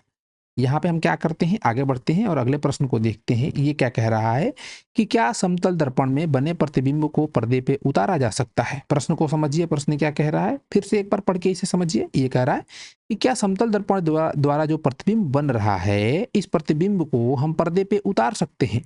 क्या हम इसे पर्दे पे उतार सकते हैं? तो आप सोच के बताइए कि पर्दे पे उतार सकते हैं कि नहीं उतार सकते हैं। यदि प्रतिबिंब को आपने पढ़ा है कि प्रतिबिंब क्या होता है, वास्तविक प्रतिबिंब क्या होता है, काल्पनिक प्रतिबिंब क्या होता है और इनमें अंतर जाना है, तो इस प्रश्न का उत्तर आप आसानी से दे सकते हैं। इसका उत्तर ऑप्शन नंबर बी होगा कि इसे नहीं उतारा जा सकता है। कारण क्या होगा कि एक समतल दर्पण द्वारा बने प्रतिबिंब को हम पर्दे पे नहीं उतार सकते। कारण यह है कि समतल दर्पण जब भी किसी वस्तु का प्रतिबिंब बनाता है, वो क्या होता है, काल्पनिक होता है और हम जानते हैं कि काल्पनिक प्रतिबिंब को कभी भी पर्दे पे प्राप्त नहीं किया जा सकता। इसलिए ऑप्शन नंबर बी हमारा सही हो जाएगा। ऐसे ही हम आगे बढ़ते हैं और अगले प्रश्न को देखने का हम प्रयास करते हैं, पढ़ के समझते हैं कि ये क्या कहता है, फिर हल करें। ये कह रहा है 41 नंबर प्रश्न कि किस दर्पण में बड़ा प्रतिबिंब बनता है। समतल दर्पण में बड़ा प्रतिबिंब बनता है कि उत्तल में बनता है कि अवतल में बनता है कि किसी में भी नहीं बनता। अभी हमने पीछे चर्चा किया है कि एक ऐसा ही एक केवल अवतल दर्पण है जो किसी वस्तु का बड़ा प्रतिबिंब बना सकता है। इसके लिए कई स्थितियां होती हैं, इसकी भी हम लोगों ने चर्चा की। आगे आने वाले प्रश्नों में भी हम इसकी चर्चा करेंगे। आप याद रख सकते हैं या आपको जो हमने चीजें समझाई है उससे भी आपको प्राप्त होगा कि अवतल दर्पण किसी वस्तु का केवल बड़ा प्रतिबिंब बना सकता है। क्षमा करिएगा। समतल दर्पण में क्या होता है, जो वस्तु का प्रतिबिंब होता है वस्तु के बराबर होता है। उत्तल दर्पण में वस्तु का प्रतिबिंब छोटा होता है। अवतल दर्पण छोटा और बड़ा दोनों प्रकार का प्रतिबिंब बनाता है और बराबर भी बनाता है। तो अवतल दर्पण हमारे लिए एक महत्वपूर्ण दर्पण है जिसके बारे में हमें ज्यादा चर्चा कर, इस चीज को समझिए। ठीक है, आगे बढ़ते हैं, आगे देखते हैं। ये कह रहा है 42 नंबर प्रश्न कि किस दर्पण में वास्तविक प्रतिबिंब नहीं बन सकता। समतल दर्पण में, सही बात है, समतल दर्पण में कभी भी वास्तविक प्रतिबिंब नहीं बन सकता, ये हमारा ऑप्शन सही हो सकता है। अवतल दर्पण में, अवतल दर्पण में वास्तविक प्रतिबिंब बनता है, ये गलत हो जाएगा। समतल और अवतल, अवतल दर्पण में बनता है ना वास्तविक, तो ये भी गलत हो जाएगा। सभी दर्पण में वास्तविक प्रतिबिंब बन सकता है। यहाँ पे प्रश्न क्या कह रहा है, फिर से एक बार समझने का हम प्रयास करते हैं। ये कह रहा है कि किस दर्पण में वास्तविक प्रतिबिंब नहीं बन सकता। हाँ, नहीं बन सकता की बात कर रहा है। यहाँ पे हम ध्यान देंगे कि प्रतिबिंब वास्तविक नहीं बन सकता, इस चीज की बात कर रहा है। तो समतल दर्पण में नहीं बन सकता, तो ऑप्शन नंबर ए हमारा सही हो जाएगा। अवतल में वास्तविक बनता भी है, नहीं भी बनता है, दो स्थितियां होती है। तो अवतल दर्पण तो गलत हो जाएगा, समतल और अवतल गलत हो जाएगा। यहाँ पे अगर केवल उत्तल कर देता इसके जगह पे समतल और उत्तल, तो ये वाला ऑप्शन सही हो सकता था। इसको छोड़ के ए को ये वाला सही हो सकता था, लेकिन यहाँ पे अवतल दर्पण है तो हमारा ये ऑप्शन भी गलत, ये ऑप्शन भी गलत। ठीक है, आगे चलते हैं, आगे देखते हैं ये क्या कह रहा है प्रश्न कि निम्नलिखित में कौन सा दर्पण निम्नलिखित में कौन उत्तल दर्पण की फोकस दूरी है जिसकी वक्रता त्रिज्या 32 सेंटीमीटर है। हम लोगों ने अभी देखा कि जो भी उत्तल दर्पण होता है इसकी जो फोकस दूरी होती है या फोकस होता है, ये हमेशा क्या होता है, धनात्मक होता है। चिन्ह परिपाटी से हम लोगों ने देखा कि ये धनात्मक होता है और पहले से भी हमें ज्ञात है कि ये धनात्मक होता है। तो जो इसकी फोकस दूरी है f बराबर 32 सेंटीमीटर दी हुई है, ये क्या है, धनात्मक है। तो इसकी वक्रता त्रिज्या 32 सेंटीमीटर दी गई है। क्या हो गया है, क्षमा चाहूंगा मैं, जो वक्रता त्रिज्या r है ये धनात्मक होगा और 32 सेंटीमीटर होगा। तो इसकी जब हम फोकस दूरी निकालेंगे तो ये वक्रता त्रिज्या की आधी होगी, जो कि 32 का आधा होगा, जो 16 प्राप्त होगा और वो भी धनात्मक में प्राप्त होगा। तो ऑप्शन नंबर सी में प्लस का 16 दिया हुआ है, तो ऑप्शन नंबर सी हमारा सही हो जाएगा। ऐसे ही हम आगे बढ़ते हैं, आगे देखते हैं प्रश्न क्या कह रहा है कि गोलीय दर्पण में फोकस दूरी एवं वक्रता त्रिज्या के बीच क्या संबंध होता है। हम लोगों ने ऊपर वाले प्रश्न को हल करते समय देखा, यहाँ देखिए f बराबर r/2, जो वक्रता त्रिज्या होती है फोकस दूरी की दुगनी होती है, या फोकस दूरी होती है वक्रता त्रिज्या की आधी होती है। अलग अलग शब्दों में इसे ऐसे परिभाषित किया जा सकता है। यहाँ पे अगर हम देखें तो ये क्या कह रहा है, गोलीय दर्पण में फोकस दूरी और वक्रता त्रिज्या के बीच हमें संबंध देखना है। तो किस ऑप्शन में हमें f बराबर r/2 दिया हुआ है, या इसे सरल करके किस में दिया हुआ है, r बराबर 2f दिया हुआ है, ये गलत हो जाएगा। f बराबर r, ये भी गलत हो जाएगा। f बराबर 2, ये भी गलत हो जाएगा। यहाँ पे देखेंगे तो r बराबर f/2 दिया हुआ है, ये भी ऑप्शन गलत है। सभी ऑप्शन गलत, ऑप्शन नंबर ए जो दिया हुआ है r बराबर 2f, ये वाला सही ऑप्शन दिया हुआ है। मैं पढ़ने में थोड़ा मिस्टेक कर गया, ऑप्शन नंबर ए हमारा सही होगा, अन्य 3 ऑप्शन हमारे गलत होंगे। आगे चलते हैं, अगले प्रश्न को देखते हैं। यह प्रश्न क्या कह रहा है कि सर्च लाइट का परावर्तक सतह होता है। सर्च लाइट का परावर्तक सतह अवतल दर्पण का बना होता है। ऑप्शन नंबर सी हमारा सही हो जाएगा। कुछ प्रश्न ऐसे होते हैं जो आप सभी को डायरेक्ट याद होने चाहिए। ठीक है, चलिए हम आगे चलते हैं और आगे देखते हैं प्रश्न संख्या 46। ये क्या कह रहा है कि किस दर्पण में केवल आभासी प्रतिबिंब बनेगा। इसकी हम लोगों ने चर्चा की है पीछे भी, और यहाँ भी एक बार इसकी चर्चा कर लेते हैं, इस चीज़ को और अच्छे तरीके से समझ लेते हैं। अभी पिछला प्रश्न हम लोगों ने जो हल किया उसमें इस चीज़ की हमने चर्चा की है। यहाँ पे अगर हम देखें तो ये क्या कह रहा है कि इसमें आभासी प्रतिबिंब बनेगा। आभासी मतलब क्या होता है? काल्पनिक। आभासी मतलब काल्पनिक प्रतिबिंब, और काल्पनिक प्रतिबिंब समतल दर्पण बनाता है, उत्तल दर्पण भी बनाता है और अवतल दर्पण भी बनाता है। तो ये तीनों दर्पण काल्पनिक प्रतिबिंब को बनाते हैं। तो किस ऑप्शन में ये तीनों दिए हुए हैं, इस चीज को देखते हैं। समतल दर्पण बनाता है, अवतल दर्पण भी बनाता है और उत्तल दर्पण भी बनाता है। ऑप्शन नंबर डी में देखेंगे तो समतल और उत्तल दोनों दिया हुआ है, तो सबसे करेक्ट आंसर हमारा ऑप्शन नंबर डी हो जाएगा। ऐसे ही हम आगे बढ़ें और अगले प्रश्न को देखें कि समतल दर्पण में प्रतिबिंब की प्रकृति क्या होती है। समतल दर्पण में प्रतिबिंब की प्रकृति क्या होती है? प्रश्न को एक बार अच्छे तरीके से पढ़ के समझना जरूरी है। इस चीज को देखते हैं। प्रकृति मतलब क्या होता है? नेचर, मतलब किस प्रकार का वो प्रतिबिंब बनेगा। वास्तविक बनेगा क्या? नहीं, वास्तविक समतल दर्पण कभी भी प्रतिबिंब नहीं बनाता। वास्तविक और सीधा बनेगा क्या?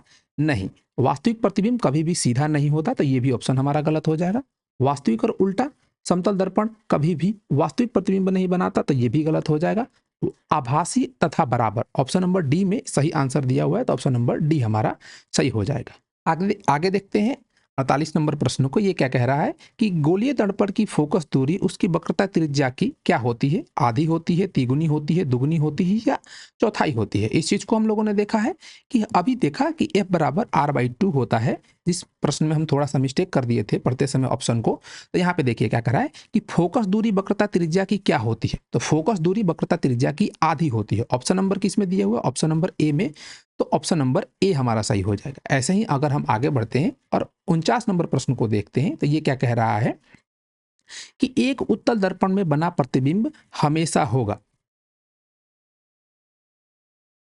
प्रतिबिंब हमेशा कैसा होता है? उत्तल दर्पण हमेशा किसी वस्तु का काल्पनिक प्रतिबिंब बनाता है और प्रतिबिंब उस वस्तु से छोटा होता है। तो इस चीज को हम किस ऑप्शन में देख पाएंगे, वो ऑप्शन हमारा सही हो जाएगा।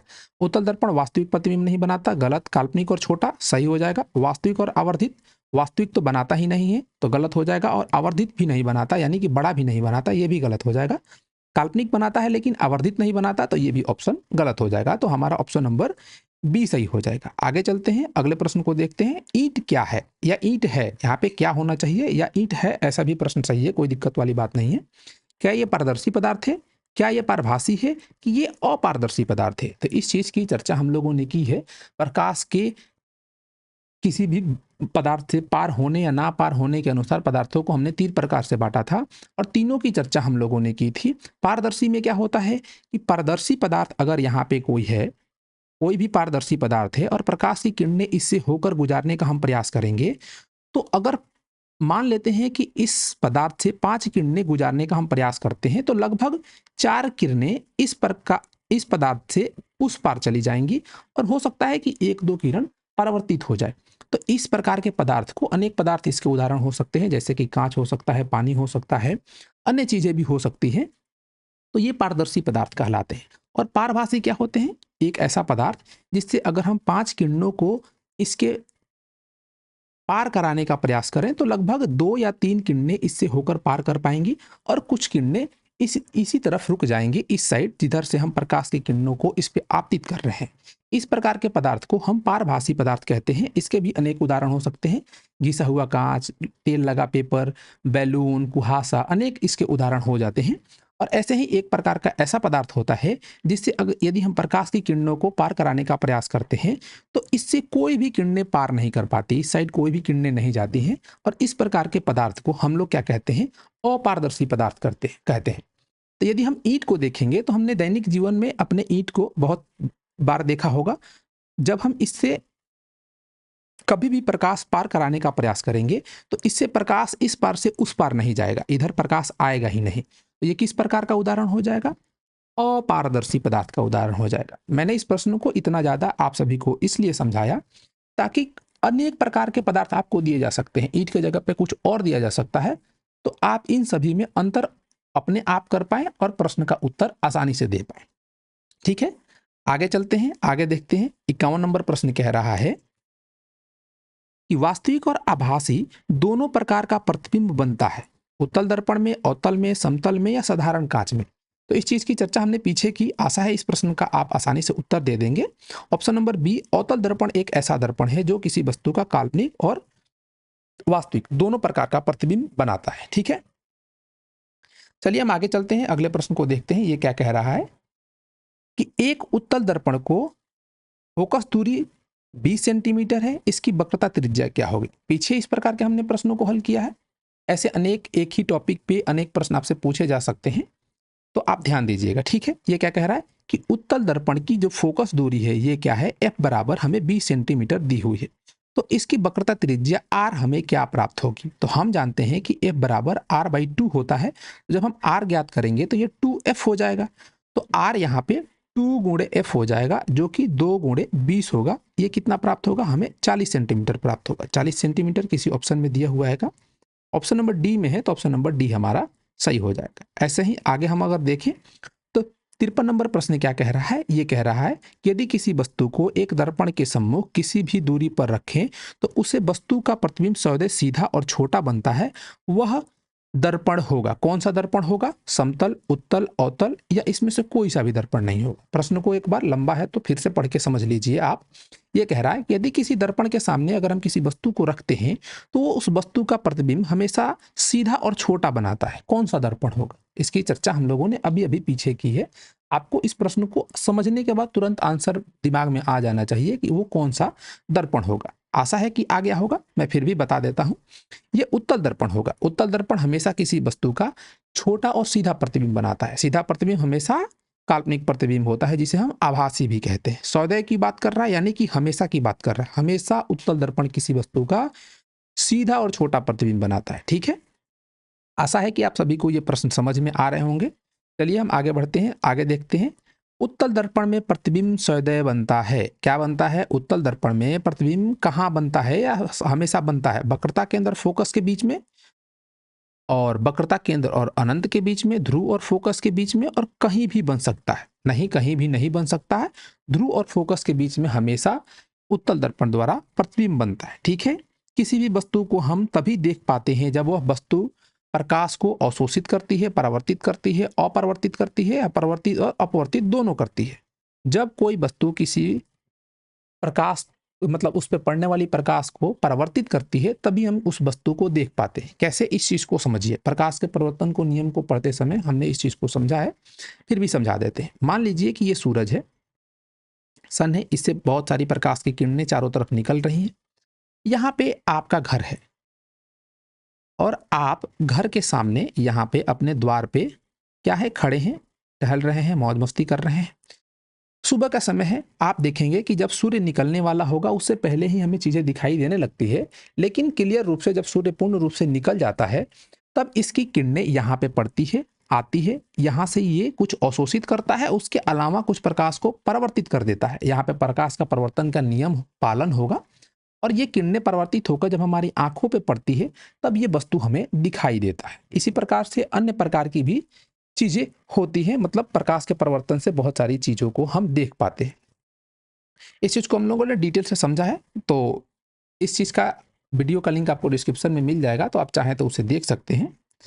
आगे चलते हैं, 56 नंबर प्रश्न को देखते हैं। ये क्या कह रहा है, प्रकाश एक डैश है, तरंग है, ऊर्जा है, विद्युत है कि इनमें से कोई नहीं है। तो हम लोगों ने देखा है कि प्रकाश एक प्रकार का ऊर्जा का रूप है, और कैसे है इसकी भी चर्चा की है। चलिए हम आगे बढ़ते हैं, अगले प्रश्न को देखते हैं। ये क्या कह रहा है कि किसी वस्तु का अवतल दर्पण द्वारा बना प्रतिबिंब आभासी, सीधा और वस्तु से बड़ा पाया गया है, तो वस्तु की स्थिति कहाँ होनी चाहिए।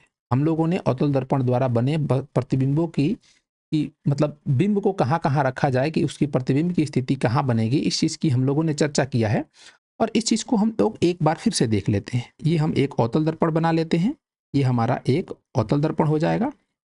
इसका बीच वाला भाग हमारा ध्रुव हो जाएगा, और ध्रुव और वक्रता केंद्र को मिलाने वाली रेखा हमारी मुख्य अक्ष हो जाएगी। यहाँ पे बीच में कहीं इसका फोकस होगा। और यहाँ पे हम अगर स्थिति की बात करें कि वस्तु को हम इसके सामने कहाँ कहाँ रख सकते हैं, तो एक तो हम इसके ध्रुव पे वस्तु को रख सकते हैं, यानी दर्पण से चिपका के रख सकते हैं। दूसरी कि हम इसके फोकस पे वस्तु को रख दें। तीसरी, इसके वक्रता केंद्र पे हम वस्तु को रख दें। और चौथी कि अनंत पर वक्रता केंद्र के परे कहीं भी रख दें। तो ऐसे ही अन्य स्थितियों पे भी वस्तु को रखा जा सकता है। एक स्थिति ये होगी इसके अलावा कि इस बिंदु, एक मिनट, एक बिंदु फोकस और ध्रुव के बीच में कहीं भी वस्तु को रखी जाए इस रेंज में। इसके अलावा वक्रता केंद्र और फोकस के बीच में यहाँ पे कहीं वस्तु को रखी जाए, या इस वक्रता केंद्र और अनंत के बीच में वस्तु को कहीं रखी जाए, और अनंत की तो हमने चर्चा की। ऐसे ही 6 और 7 स्थितियां बनती है जहां पे हम वस्तु को रख सकते हैं। हमसे ये पूछ रहा है प्रश्न में कि प्रतिबिंब आभासी, सीधा और वस्तु से बड़ा कब पाया जाएगा। तो इस चीज की हम लोगों ने चर्चा की है कि जब भी वस्तु को हम इसके फोकस और ध्रुव के बीच में कहीं भी रखेंगे, यहां से लेकर यहां तक कहीं भी रखेंगे, तो वस्तु का हमेशा आभासी प्रतिबिंब बनाता है, वस्तु से बड़ा बनाता है, वस्तु के पीछे और सीधा बनाता है। तो ऑप्शन किस ऑप्शन में दिया हुआ है कि फोकस और ध्रुव के बीच में, यहां पे देखेंगे तो मुख्य फोकस और वक्रता केंद्र के बीच में गलत हो जाएगा, दर्पण के ध्रुव और मुख्य फोकस के बीच में, तो ऑप्शन नंबर डी हमारा सही हो जाएगा। वक्रता केंद्र से परे ये भी गलत, अब वक्रता केंद्र पर ये भी गलत हो जाएगा। ऐसे ही अगर हम आगे बढ़े और आगे देखें तो प्रश्न संख्या क्या कह रहा है 58 कि निम्नलिखित में किस दर्पण द्वारा किसी वस्तु का वास्तविक प्रतिबिंब मिल सकता है। हम सभी जानते हैं कि वास्तविक प्रतिबिंब किस दर्पण में मिलता है, केवल और केवल अवतल दर्पण में। अवतल दर्पण ऑप्शन नंबर सी में दिया हुआ है, तो ऑप्शन नंबर सी हमारा सही हो जाएगा। उत्तल दर्पण हमेशा काल्पनिक प्रतिबिंब, समतल दर्पण हमेशा काल्पनिक प्रतिबिंब। इस चीज को आप जितना जल्दी अपने दिमाग में बैठा लेंगे उतना आपके लिए सही होगा। ऐसे ही हम आगे चलते हैं और आगे प्रश्न को देखते हैं। 59 नंबर प्रश्न क्या कह रहा है कि उत्तल दर्पण द्वारा बना प्रतिबिंब होता है। उत्तल दर्पण हमेशा किसी वस्तु का सीधा प्रतिबिंब बनाता है। सीधा और उल्टा गलत बात है, उल्टा भी नहीं बनाता, और ये ऑप्शन नंबर डी भी गलत है। उत्तल दर्पण हमेशा किसी वस्तु का सीधा प्रतिबिंब बनाता है, इसकी चर्चा हम लोगों ने अभी अभी की। ऐसे ही आगे चलते हैं, अगले प्रश्न को देखते हैं। 60 नंबर प्रश्न कह रहा है कि जिन पदार्थों से होकर प्रकाश पूर्ण रूप से निकल जाता है उसे हम क्या कहते हैं। हम लोगों ने इसकी भी चर्चा की, पीछे हमें प्रश्न मिला था कि हमें पहचानना था कि कौन सा ये दिया हुआ पदार्थ कैसा है, पारदर्शी है, पारभासी है कि अपारभासी है। तो उसके ऑप्शन के अनुसार इसकी हमने चर्चा की थी, और हमने वहां पे पाया था कि यदि किसी पदार्थ से प्रकाश पूर्ण रूप से, या मतलब लगभग पूर्ण रूप से ना कहे कि लगभग पूर्ण रूप से कुछ प्रकाश की किरणें परावर्तित भी होती है, तो उस प्रकार के पदार्थ को हम क्या कहते हैं, पारभासी कहते हैं। अपारदर्शी जिनसे प्रकाश की किरणें पार नहीं कर पाती है। और यहाँ पे देखेंगे पारभासी गलत हो जाएगा, सॉरी क्षमा कीजिएगा, पारभासी गलत, अपारदर्शी गलत, पारदर्शी सही होगा। पारदर्शी मैं बोल रहा हूँ लेकिन मैं ऑप्शन टिक कर रहा हूँ पारभासी ए को, ये गलत हो जाएगा। ऑप्शन नंबर डी हमारा सही हो जाएगा। ऐसे ही हम आगे बढ़ते हैं और 61 नंबर प्रश्न को देखते हैं। ये कह रहा है कि प्रकाश जिस सतह से टकराकर अपने ही माध्यम में ही लौट जाता है तो उसे हम क्या कहते हैं। इसे हम प्रकाश का परावर्तन कहते हैं। और क्षमा चाहेंगे, ये क्या कह रहा है प्रश्न कि प्रकाश जिस सतह से, प्रकाश मतलब इस प्रश्न को मैं समझा नहीं पढ़ के एक बार में, मुझे समझ लेना चाहिए था, गलती हो गई, मिस्टेक हो गया। ये क्या कह रहा है प्रश्न को समझिए। प्रकाश जिस सतह से टकराकर अपने ही माध्यम में लौटता है उसे क्या कहते हैं। यानी कि इस सतह की बात कर रहा है कि इस सतह को हम क्या कहते हैं। क्या ये परावर्तन कहते हैं? नहीं, उस क्रिया को परावर्तन कहते हैं। जिस सतह से टकराता है उसे हम परावर्तक सतह कहते हैं। और ऑप्शन नंबर बी में परावर्तक सतह है, तो परावर्तक सतह ऑप्शन नंबर बी हमारा सही हो जाएगा। ऐसे ही हम आगे बढ़ें, अगले प्रश्न को देखें। तो प्रश्न संख्या 62 कह रहा है कि सोलर कुकर में व्यवहार किया जाता है। सोलर कुकर में किसका व्यवहार किया जाता है? अवतल दर्पण का व्यवहार किया जाता है।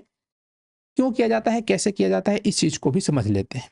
यहाँ पे देखिए, अगर कोई सोलर कुकर, एक बॉक्स के आकार का सोलर कुकर होता है, अगर हम देखेंगे तो ऐसे बना होता है सोलर कुकर, ये बॉक्स होता है। यहाँ पे हम चीज़ों को रख के इसमें पकाते हैं। जहाँ पे हम गैस या लकड़ी का व्यवस्था करके वहाँ पे हम आग जंगलों में नहीं जला सकते, वहाँ पे हम सोलर कुकर को भोजन बनाने के लिए उपयोग में लाते हैं। यहाँ पे हम क्या करते हैं, यहाँ पे हम एक अवतल दर्पण लगाते हैं। अवतल दर्पण यहाँ पे क्या काम करता है, इस प्रकार का हम अवतल दर्पण लेते हैं कि जिसका अगर या इसे हम इस प्रकार से सेट करते हैं कि अनंत से आने वाली किरणें इस दर्पण से परावर्तित होकर उसके फोकस पे फोकस हो। फोकस पे जब फोकस होगी, हम जानते हैं कि प्रकाश एक प्रकार का ऊर्जा का रूप है, तो ऊर्जा उष्मा उत्पन्न करेगा। तो जो भी किरणें आएंगी यहाँ से टकराएंगी और यहाँ पे आएंगी, मतलब इस बॉक्स में जहाँ पे हम भोजन रखते हैं यहाँ पे आके ये टकराएंगी, और टकराने से यहाँ पे उष्मा उत्पन्न होगा जिसके कारण हमारा भोजन बनता है। तो अवतल दर्पण किस प्रकार से और क्यों प्रयोग होता है, इस चीज को आप समझ गए होंगे। आगे चलते हैं, आगे देखते हैं कि 63 नंबर प्रश्न क्या कह रहा है कि आपतित किरण अभिलंब के साथ आपतन बिंदु पर जो कोण बनता है उसे क्या कहते हैं। यहाँ पे देखिए, अगर हम एक समतल सतह ऐसे या समतल दर्पण बना लें और प्रकाश का परावर्तन कराएं ऐसे यहाँ पे अगर हम प्रकाश का परिवर्तन कराएं तो यहाँ पे हम क्या पाते हैं, ये हमारा क्या हो जाता है, ये आपतित किरण हो जाती है, ये परावर्तित किरण हो जाती है, ये आपतन बिंदु हो जाता है और ये हमारा अभिलंब हो जाता है। ए बी, इसको ओ नाम दे। हमसे ये प्रश्न क्या कह रहा है कि अभिलंब और आपतित किरण, यहाँ इसके बीच में ये जो कोण बन रहा है इसको हम आई कहते हैं, इसका क्या नाम कहते हैं, इसका क्या नाम है? हम जानते हैं कि इसे आपतन कोण कहते हैं, तो आपतन कोण ऑप्शन नंबर ए में दिया हुआ है, तो हमारा ऑप्शन नंबर ए सही हो जाएगा। ऐसे ही हम अगर आगे बढ़ें और अगले प्रश्न को देखें तो ये क्या कह रहा है कि काल्पनिक प्रतिबिंब हमेशा कैसा होता है? काल्पनिक प्रतिबिंब हमेशा सीधा होता है, औंधा भी नहीं होता है, तिरछा भी नहीं होता, उल्टा भी नहीं होता। उल्टा प्रतिबिंब वास्तविक होता है और काल्पनिक प्रतिबिंब हमेशा सीधा होता है। ऐसे ही अगले प्रश्न को देखते हैं। ये कह रहा है कि गोलीय दर्पण में दूरियों को सदा किसके सापेक्ष मापी जाती है? गोलीय दर्पण जो होता है हम जानते हैं कि ध्रुव के सापेक्ष में इसकी सभी दूरियां मापी जाती हैं। अगर हम एक गोलीय दर्पण अवतल बना लेते हैं यहाँ पे, तो हम देखते हैं कि अवतल का ये ध्रुव हो गया, ये मुख्य अक्ष हो जाता है, यहाँ पे ध्रुव मुख्य अक्ष पे ही होता है, बीच का ये दूरी, ये वक्रता केंद्र हो गया।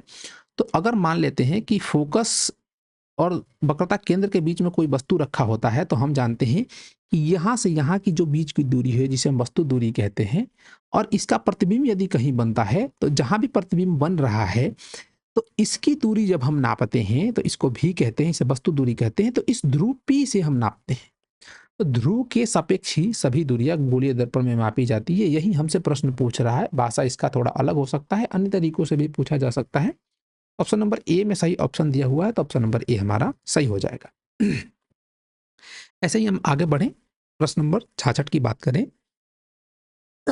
ये कह रहा है कि मोटर गाड़ी के चालक के सामने लगा रहता है, कौन सा दर्पण लगा रहता है? इसकी हम लोगों ने चर्चा की है और बहुत ही महत्वपूर्ण प्रश्न है, इस चीज को आप समझ लीजिए। किसी भी भाषा के रूप में ये हमसे पूछ सकता है। मोटर चालक के जो सामने दर्पण लगा रहता है या पीछे देखने के लिए जो दर्पण लगा रहता है, ये उत्तल दर्पण होता है और इस चीज को आप याद कर लीजिए, ठीक है। आगे चलते हैं, अगले प्रश्न को देखते हैं। ये क्या कह रहा है? ये कह रहा है कि निम्न में से कौन सा दर्पण किसी वस्तु का वास्तविक और काल्पनिक दोनों प्रतिबिंब बनाता है? दोनों प्रकार का मतलब प्रतिबिंब बनाता है। तो इसकी हम लोगों ने चर्चा की है कि अवतल दर्पण एक ऐसा दर्पण है जो किसी वस्तु का काल्पनिक और वास्तविक दोनों प्रकार का प्रतिबिंब बनाता है। तो ये क्या हो जाएगा? अवतल दर्पण, ऑप्शन नंबर सी हमारा सही हो जाएगा। समतल दर्पण हमेशा किसी वस्तु का काल्पनिक यानी आभासी प्रतिबिंब बनाता है।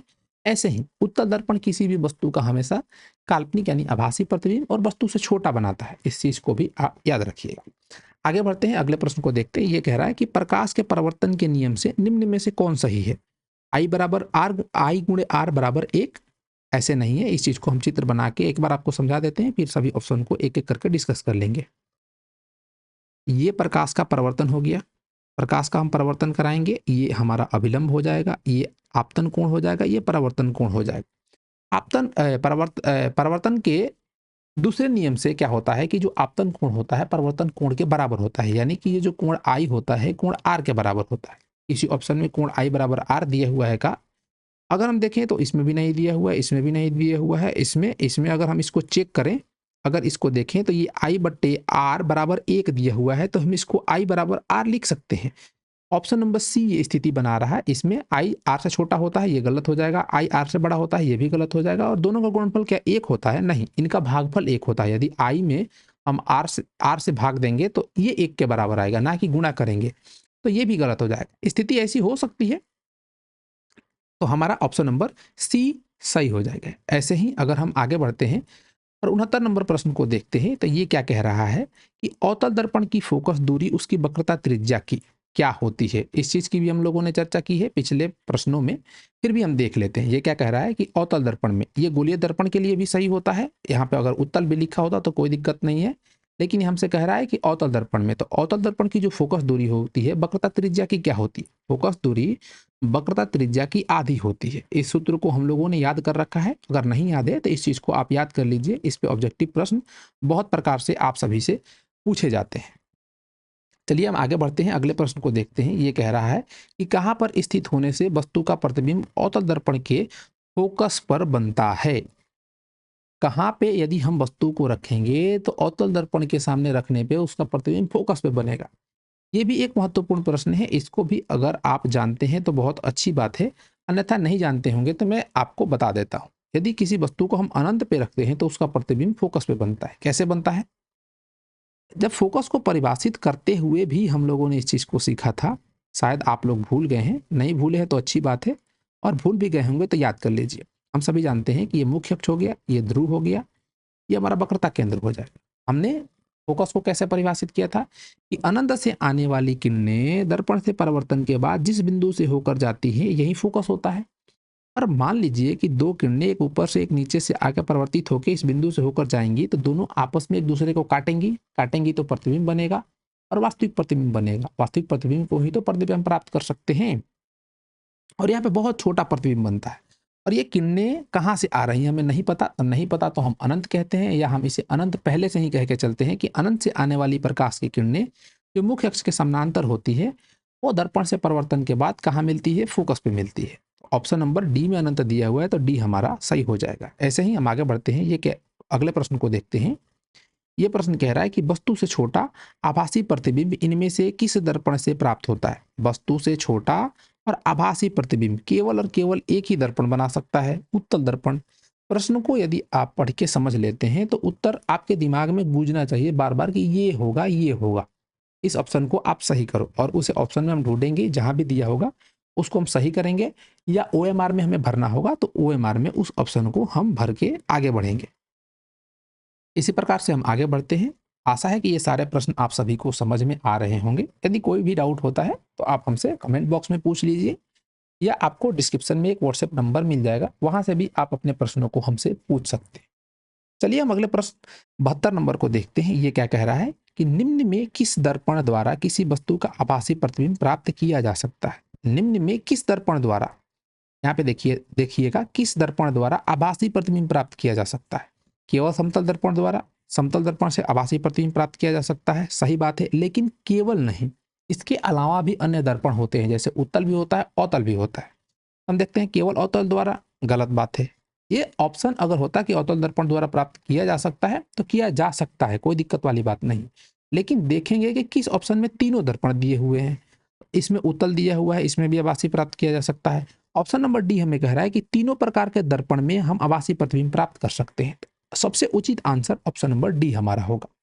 ऐसे ही हम आगे बढ़ते हैं, अगले प्रश्न को देखते हैं। ये क्या कह रहा है कि आभासी प्रतिबिंब दर्पण द्वारा कहाँ बनता है। आभासी जो प्रतिबिंब बनता है दर्पण द्वारा कहाँ बनता है। दर्पण के सामने बनता है, दर्पण के पीछे बनता है, यहाँ पे 2 बार पीछे हो गया है, वस्तु की ओर बनता है, या इसमें से कहीं नहीं बनता है। तो हमने देखा है कि जो भी आभासी प्रतिबिंब होता है ये दर्पण के पीछे बनता है। कहाँ बनता है, पीछे बनता है। ऑप्शन नंबर किसमें पीछे है, बी में है, तो ऑप्शन नंबर बी हमारा सही हो जाएगा। आप मेक श्योर कीजिए कि आपने चैनल को सब्सक्राइब कर रखा है और साथ ही साथ स्ट्रीम को आपने लाइक कर रखा है। यदि वीडियो अच्छी लग रही है तो जरूर से लाइक कीजिए, इससे हमें प्रोत्साहन मिलेगा आपको अच्छे अच्छे वीडियो देने के लिए। चलिए हम आगे बढ़ते हैं, अगले प्रश्न को देखते हैं। ये प्रश्न क्या कह रहा है कि निम्न में से किस दर्पण द्वारा किसी वस्तु का वास्तविक प्रतिबिंब मिल सकता है। हम जानते हैं कि वास्तविक प्रतिबिंब बनाने वाला जो दर्पण की बात करेगा तो एक ही दर्पण है। कौन सा दर्पण है, अवतल दर्पण। अवतल दर्पण ऑप्शन नंबर सी में दिया हुआ है, तो ऑप्शन नंबर सी हमारा सही हो जाए। ठीक है बच्चे, चलिए आगे बढ़ते हैं, अगले प्रश्न को देखते हैं। ये क्या कह रहा है कि एक प्रतिबिंब का आकार हमेशा वस्तु के बराबर है तो दर्पण होगा। प्रश्न को पढ़ के समझिए, प्रश्न में आपको उलझाया जा सकता है और उलझाने के बाद आपका गलत आंसर पहले ही ऑप्शन में होगा और आप गलत टिक करके 1 नंबर अपना खो देंगे, या जितने नंबर का भी प्रश्न होगा उतना आप खो देंगे। देखिए प्रश्न क्या कह रहा है। प्रश्न कह रहा है कि एक प्रतिबिंब का आकार हमेशा वस्तु के बराबर होता है। अवतल दर्पण किसी वस्तु का बराबर प्रतिबिंब तो बनाता है लेकिन हमेशा नहीं बनाता। कौन दर्पण बनाता है फिर, समतल दर्पण। समतल दर्पण हमेशा किसी वस्तु का वस्तु के बराबर प्रतिबिंब बनाता है। समतल कहीं है क्या, समतल ऑप्शन नंबर सी में है, तो ऑप्शन नंबर सी सही हो जाएगा। क्या समतल और उत्तल दोनों होंगे, नहीं, उत्तल दर्पण किसी वस्तु का हमेशा छोटा प्रतिबिंब बनाता है। ठीक है, आगे चलते हैं। आगे प्रश्न कह रहा है कि वक्रता त्रिज्या 1 मीटर के अवतल दर्पण की फोकस दूरी क्या होगी। ये हमारा अवतल दर्पण होगा, सही से बना लेते हैं। पीछे वाला उभरा हुआ भाग इसका कलई करेंगे। इसका अगर हम देखेंगे तो इसकी वक्रता त्रिज्या यहाँ पे कहीं सी होगी, ये इसका ध्रुव होगा, ध्रुव होगा। यहाँ पे इसकी कहीं फोकस दूरी होगी। अगर हम वक्रता त्रिज्या की बात करें तो जो हमें आर दिया हुआ है ये ऋणात्मक होगा, माइनस का 1 मीटर, या हम इसे कहें तो माइनस का 100 सेंटीमीटर इसकी वक्रता त्रिज्या होगी। हमसे क्या पूछ रहा है, इसका फोकस दूरी पूछ रहा है। एफ बराबर r/2 होता है तो f का मान माइनस का 100/2 होगा, जो कि हमें माइनस का 50 प्राप्त होगा। माइनस का 50 क्या, सेंटीमीटर में। तो माइनस 50 सेंटीमीटर कहाँ दिया हुआ, ऑप्शन नंबर सी में दिया हुआ है, तो ऑप्शन नंबर सी हमारा सही हो जाएगा। ये ऑप्शन यहाँ पे सही कर लीजिएगा। यहाँ पे आप या क्या करिए, 0.50 कर दीजिए मीटर में, और यहाँ पे 50 मीटर रहने दीजिए। ऑप्शन में थोड़ी सी त्रुटि है, माइनस का 50 सेंटीमीटर ऑप्शन नंबर सी में दिया हुआ है, तो ऑप्शन नंबर सी हमारा सही हो जाएगा। आशा है कि ये सारे वीडियो मतलब सारे प्रश्न आप सभी को समझ में आए होंगे। यदि किसी भी प्रश्न में आपको कोई दिक्कत होता है या प्रकाश के प्रवर्तन में, अभी तो हम बहुत सारे प्रश्नों को डिस्कस करने वाले हैं, फिर भी मैं आप सभी को बता देता हूँ। यदि किसी भी प्रश्न में आपको कोई दिक्कत आता है जो आप हमसे पूछना चाहते हैं, तो मैंने आप सभी को कई बार बताया कि डिस्क्रिप्शन में आपको एक व्हाट्सएप नंबर मिल जाएगा, वहां से आप अपने प्रश्नों को हमसे पूछ सकते हैं, या कमेंट बॉक्स में भी आप अपने प्रश्नों को हमसे पूछ सकते हैं। यह प्रश्न संख्या 77 कह रहा है कि प्रकाश के किरणों के समूह को क्या कहते हैं, या कहते हैं, क्या कहते हैं। हम लोगों ने देखा है प्रकाश के प्रवर्तन में प्रकाश के किरण पुंज क्या होता है, उसके कितने प्रकार होते हैं और इसे क्या कहते हैं। जैसे यहाँ पे प्रश्न कह रहा है कि प्रकाश के किरणों के समूह को हम क्या कहते हैं, तो प्रकाश के किरणों के समूह को हम किरण पुंज कहते हैं। किरण पुंज ऑप्शन नंबर बी में दिया हुआ है, ऑप्शन नंबर बी हमारा सही हो जाएगा। ऐसे ही अगर हम आगे बढ़े अगले प्रश्न को देखें, तो प्रश्न संख्या 78 दिया हुआ है। ये हमसे क्या कह रहा है कि एक उत्तल लेंस की क्षमता 1 डायोप्टर है, तो उस लेंस की फोकस दूरी है। अब इसे ज्ञात करने के लिए आपको पता होना चाहिए कि किसी लेंस की क्षमता क्या होती है और उसका सूत्र क्या होता है। हम सभी ने जाना है कि लेंस का जो क्षमता होता है, जिसको हम इंग्लिश में पावर कहते हैं, इसके कैपिटल लेटर पी से हम क्षमता को निरूपित करते हैं, और ये फोकस दूरी का व्युत्क्रम होता है, यानी पी बराबर 1/f होता है। और यहाँ पे जो फोकस दूरी होती है और जो इसकी दूरी ली जाती है वो मीटर में ली जाती है, ठीक है। और इसका जो मात्रक होता है क्षमता का, इसका मीटर इनवर्स होता है, और इसे ही हम डायोप्टर कहते हैं। और हिंदी में यहाँ पे डायोप्टर लिखा हुआ है और इंग्लिश में इसे कैपिटल लेटर डी से निरूपित किया जाता है। अब इसे जो प्रश्न हमें दिया हुआ है, इसको मूल रूप से अगर हम डिस्कस करने का प्रयास करें, तो यहाँ पे कह रहा है कि एक उत्तल लेंस की जो क्षमता है 1 डायोप्टर दी हुई है, यानी कि जो पी का मान दिया हुआ है 1 दिया हुआ है, 1d, ये हम इसे केवल 1 लिखते हैं, तो ये बराबर हो जाएगा 1/f का। यहाँ से अगर हम f निकालने का प्रयास करेंगे तो 1/1 हमें 1 ही प्राप्त होगा। तो यहाँ पे जो 1 प्राप्त होगा मीटर में प्राप्त होगा, और हमसे देखेंगे तो हमें जो उत्तर दिया हुआ है, ऑप्शन दिए हुए हैं, ये सेंटीमीटर में दिए हुए हैं। तो 1 सेंटीमीटर, सॉरी 1 मीटर कितने सेंटीमीटर के बराबर होता है, तो हम जानते हैं कि 1 मीटर 100 सेंटीमीटर के बराबर होता है। तो 100 हमारा ऑप्शन 100 सेंटीमीटर हमारा जिस ऑप्शन में दिया होगा वो ऑप्शन हमारा सही हो जाएगा। यहाँ पे देखेंगे तो 2 ऑप्शन में हमें 100 दिया हुआ है, एक में प्लस का 100 दिया हुआ है, एक में माइनस का 100 दिया हुआ है। तो आपको ये जानना पड़ेगा, या आपको ये पता होना चाहिए कि यहाँ पे उत्तल लेंस की बात हो रही है, और उत्तल लेंस की जो क्षमता होती है, क्षमता बोल रहे हैं सॉरी, जो फोकस दूरी होती है वो धनात्मक होती है, तो इसका क्षमता भी क्या होगा, धनात्मक होगा। तो धनात्मक जो जिस ऑप्शन में दिया हुआ है वो वाला ऑप्शन हमारा सही हो जाएगा। ऑप्शन नंबर सी में धनात्मक दिया हुआ है, तो ऑप्शन नंबर सी हमारा सही हो जाएगा। ऐसे ही हम आगे बढ़ें और अगले प्रश्न को देखें। 79 नंबर प्रश्न को, ये क्या कह रहा है कि किसी उत्तल लेंस की फोकसांतर 50 सेंटीमीटर है, तो उसकी क्षमता क्या होगी। पीछे हमने प्रश्नों की चर्चा की है, उस प्रश्न के आधार पर इसे आप आसानी से हल कर सकते हैं। अब देखिए यहाँ पे हमसे क्या कर रहा है, उत्तल लेंस की बात कर रहा है, और उत्तल लेंस की जो फोकसांतर है, जिसको हम फोकस दूरी बोलते हैं, एफ हमें दिया हुआ है 50 सेंटीमीटर। इसको अगर हम मीटर में बदलने का प्रयास करेंगे तो 50/100 हो जाएगा, या हम इसको कटाएंगे तो 1/2 हमें प्राप्त होगा, या इसको हम 0.5 मीटर भी लिख सकते हैं। हमें फोकस ज्ञात करना है, सॉरी क्षमता ज्ञात करना है, तो क्षमता P बराबर क्या होता है, 1/f होता है। P ज्ञात करेंगे तो 1/f, f का मान 1/2 रखेंगे, तो ये हमें 2 पद प्राप्त हो जाएगा। क्षमता का क्या मात्रक होता है, मीटर इनवर्स होता है, तो मीटर इनवर्स हो जाएगा, या इसको हम 2d लिख सकते हैं।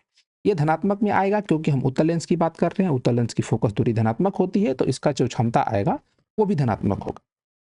आप यहाँ पे आप चाहें तो 0.5 मीटर रख के भी इसको हल कर सकते हैं।